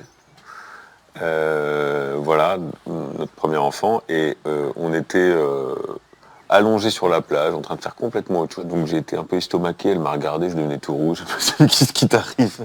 Mais je lui ai raconté après. Et bon, évidemment, j'ai accepté tout de suite. Vous avez dit tout de suite oui au téléphone ou vous avez dit je réfléchis? Bon, il y avait peu de doute quand même sur l'issue de la réponse. Hein. Mais j'ai été pris d'un vertige quand même. Parce que je suis quelqu'un, au fond, qui semble avoir beaucoup d'assurance comme ça. Mais je suis très anxieux. Pourquoi? Parce que j'aime bien que tout soit parfait. Vous avez compris ça un peu. Ce qui est plutôt un handicap dans la vie qu'un atout, parce qu'en fait, à trop vouloir, on se met des barrières, on se complique la vie, etc. Et donc, quand on m'a fait cette proposition, je me suis dit, oh là là, il va falloir que je sois parfait, il va falloir que ça soit parfait, il va falloir que je sois comme les grands présentateurs de journaux télévisés. Ouais. Donc je me suis mis une pression d'enfer, mais oui, j'ai accepté tout de suite. Quel était l'accueil de la rédaction à France Télévisions quand ils voient ce jeune arriver? L'accueil a été à la fois chaleureux et à la fois assez froid par d'autres, pas les mêmes, bien sûr. Parce que j'étais jeune, parce que j'avais pas la légitimité de ceux qui ont fait les études, on revient un peu au début de l'histoire, hein. Et parce que aussi j'avais travaillé dans les chaînes info, que ça n'a pas été facile au début, mais... Comment vous vivez cette période-là d'ailleurs? J'avais 28 ans, j'étais le plus jeune présentateur du journal de 20h, mais j'avais ce petit truc un peu de vouloir copier les autres, copier les grands. Voilà. C'était quoi vos modèles? Les modèles, c'était les traditionnels. Hein. C'était El Kabash, c'était Pujadas, c'était Mourouzi. Voilà. C'est marrant parce que c'était Bon exemple. un type qui faisait des trucs différents, où il était capable d'interviewer le président de la République. Super interview. Et le lendemain de se déguiser en Iggy Pop, parce qu'il recevait Iggy Pop ou les Stones ou les Beatles. Est-ce que quand vous vous retrouvez, il y a le générique du 20h, c'est vous qui allez prendre la parole pour la première fois? Faut repenser à ce gamin dont on se disait mais qu'est-ce qu'on va faire de lui? Ouais, il y a la fierté immense, mais il y a la trouille viscérale quand même. Hein. Je sais plus comment on m'avait filé des astuces pour pas avoir les chocottes, mais quand même j'avais... Le genre d'astuce, c'est quoi? Genre d'astuce, c'est se pincer légèrement là comme ça, ici, pour se réveiller un peu, vous voyez? Au cas où on est trop dans la trouille. Ouais. Vous avez entendu parler de Non, ça? ça ne doit pas marcher du tout. Non, si. ça marche pas du tout. Au final, je me suis bien débrouillé, mais il s'est quand même passé, c'est que un truc pour mon premier journal, vous savez, dans l'oreillette, il y a quelqu'un qui vous parle. Et la personne qui vous parle, elle est très importante, c'est un chef d'édition qui vous dit les sujets à venir, etc. Et au bout de quelques minutes, j'entends plus rien dans l'oreillette. Premier journal de 20h. Et donc, Je me dis, vous me parlez pas là, c'est mauvais signe quand même, mais parlez-moi parce que j'ai besoin d'être rassuré. Ça va, je suis bon, c'est bien, c'est le bon rythme, le ton est bon, dites-moi, et c'est quoi le sujet d'après, etc. Bon, et en fait, il a fait un malaise. Puis on m'a dit qu'il n'avait rien à voir avec moi, mais voilà, il a fait un petit malaise vagal, ça peut arriver à tout le monde. Il est tombé dans la régie, donc il y avait les pompiers, la panique, etc. Et tout ça pendant mon Mais quelle journal. horreur! Mais on en reparle encore aujourd'hui, parce que c'est vrai que pour le premier journal, c'est quand même... Dans ce moment-là, t'es dans ta tête et tu t'imagines tout et Voilà. n'importe Et on quoi. me dit, écoute Julien, tout va bien, mais on a un petit problème en régie. Vous avez été 9 ans joker de David Pujadas. On peut imaginer en coulisses qu'il y a une lassitude, qu'on a envie d'être titularisé, d'avoir son poste. Mais dans ce métier, en général, on le garde pour soi. Vous l'avez dit. Oui, alors ça m'a valu quelques... Vous avez dit que vous étiez impatient d'être titulaire. Oui. Et au fond, c'est un peu con de ma part, parce qu'on s'est apparu pour de l'arrogance. Et c'était pas du tout ce que je voulais envoyer. D'ailleurs, il y a eu un magazine qui a attitré après un truc où j'étais en pleine page comme ça dans les kiosques de journaux et je faisais un peu la gueule comme ça hyper sérieux et marqué l'ambitieux. Alors j'avoue que j'ai un peu d'ambition comme tout à chacun, mais bon, ma mère m'a appelé parce que ma mère c'est celle qui me... Et elle me dit qu'est-ce que t'as raconté, qu'est-ce que c'est cette histoire. Et j'étais l'inverse de ça, donc j'étais très malheureux que ça ait été perçu comme ça. 2021, ça va être un moment important pour vous, pour le petit Julien Bougier qu'on suit depuis le grenier, d'accord? Puisqu'en 2021, vous êtes nommé titulaire au journal de 13 heures de France 2. Ouais. Et donc là, j'ai pris 3 secondes et demie de réflexion. Dans 24 heures de réflexion, j'ai évidemment dit oui parce que c'était formidable. À 24 heures de réflexion? Bah quand même, parce que non, on m'a toujours dit ça, non, il faut mieux réfléchir plutôt que décider sur le... Mais quelle raison vous auriez eu de dire non? Bah, il n'y en avait aucune, mais quand même, non, pour le principe. Attendez, je vais voir mon agenda pour voir si et ben j'ai appelé des gens, déjà appelé David Pujadas, tiens, tenez, voilà. Et qui j'ai dit, évidemment, j'avais peu de doutes, mais j'ai ma femme qui est très importante dans toutes mes décisions, et puis d'autres gens dans mon entourage, voilà.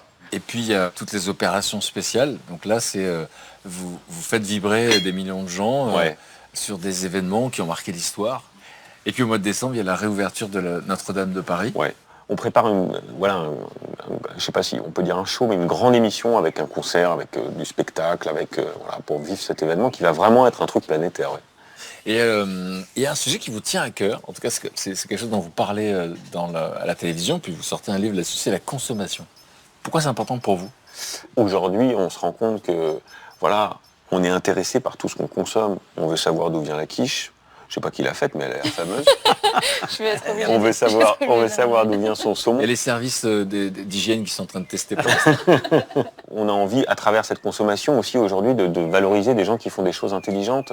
Et que chacun, dans tous les territoires, il y a des gens qui font des trucs formidables et on n'en parle jamais. Sans idée pour dépenser moins et vivre mieux. Merci de nous avoir raconté votre histoire. Et donc ma dernière question, c'est qu'est-ce que la vie vous a appris, Julien Bougier? Au fond, rien n'est impossible, c'est un peu bateau ce que je dis, mais... C'est pas bateau, vous l'avez vécu. Il faut avoir un peu de chance tout de même, mais il faut croire en son destin, croire en soi.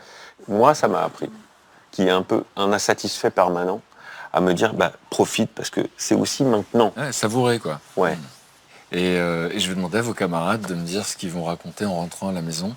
Alors, il est comment, Julien Bougier? Tu as vraiment l'air curieux de l'autre. Et ça, c'est... pour un journaliste, il me semble, pour l'homme tout court d'ailleurs, ou pour la femme, une vraie qualité, quoi. C'est sympa, merci. Dans mon métier, je rencontre plein d'artistes et je trouve ça génial de rencontrer quelqu'un qui est de l'autre côté, c'est-à-dire que l'artiste se met en lumière lui. Toi et moi, on monte sur scène pour nous montrer nous. Et toi, ton métier, c'est de mettre en lumière autre chose de l'extérieur, l'actualité ou d'autres personnes. Et ton talent, c'est ça, c'est d'arriver à amener, à mettre les autres en valeur, en fait. Et puis, j'ai découvert quelqu'un de passionné. Et les gens passionnés sont passionnants. Et puis, on va garder cette image, hein, évidemment. Qui est con devant? Je vais vous demander de faire une petite dédicace, un petit mot pour qu'on s'en souvienne. Un petit cœur, j'ai adoré. Fred, on revient quand? 3 petits cœurs. Quand vous voulez. Merci beaucoup. J'ai mis merci pour l'authenticité, mais pas pour la quiche. J'adore. We were singing my j'ai marqué l'importance de la rencontre éprouvée. Merci.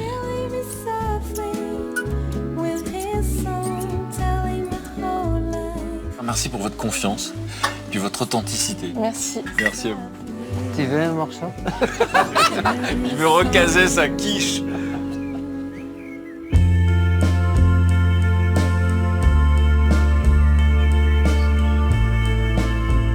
Merci beaucoup. Merci pour l'invitation, c'était super. Merci, c'était génial. On va tous venir vous voir au Grand J'espère, Rex. je vous attends. Et peut-être avant à Paris. Oui. Merci Dave. Merci beaucoup, à très bientôt. Soyez prudents et je vous laisse retourner dans votre vie. Il est sympa quand même. Hein. Il n'est pas comme à la télé. Hein. Je le voyais plus beau. Ah ouais?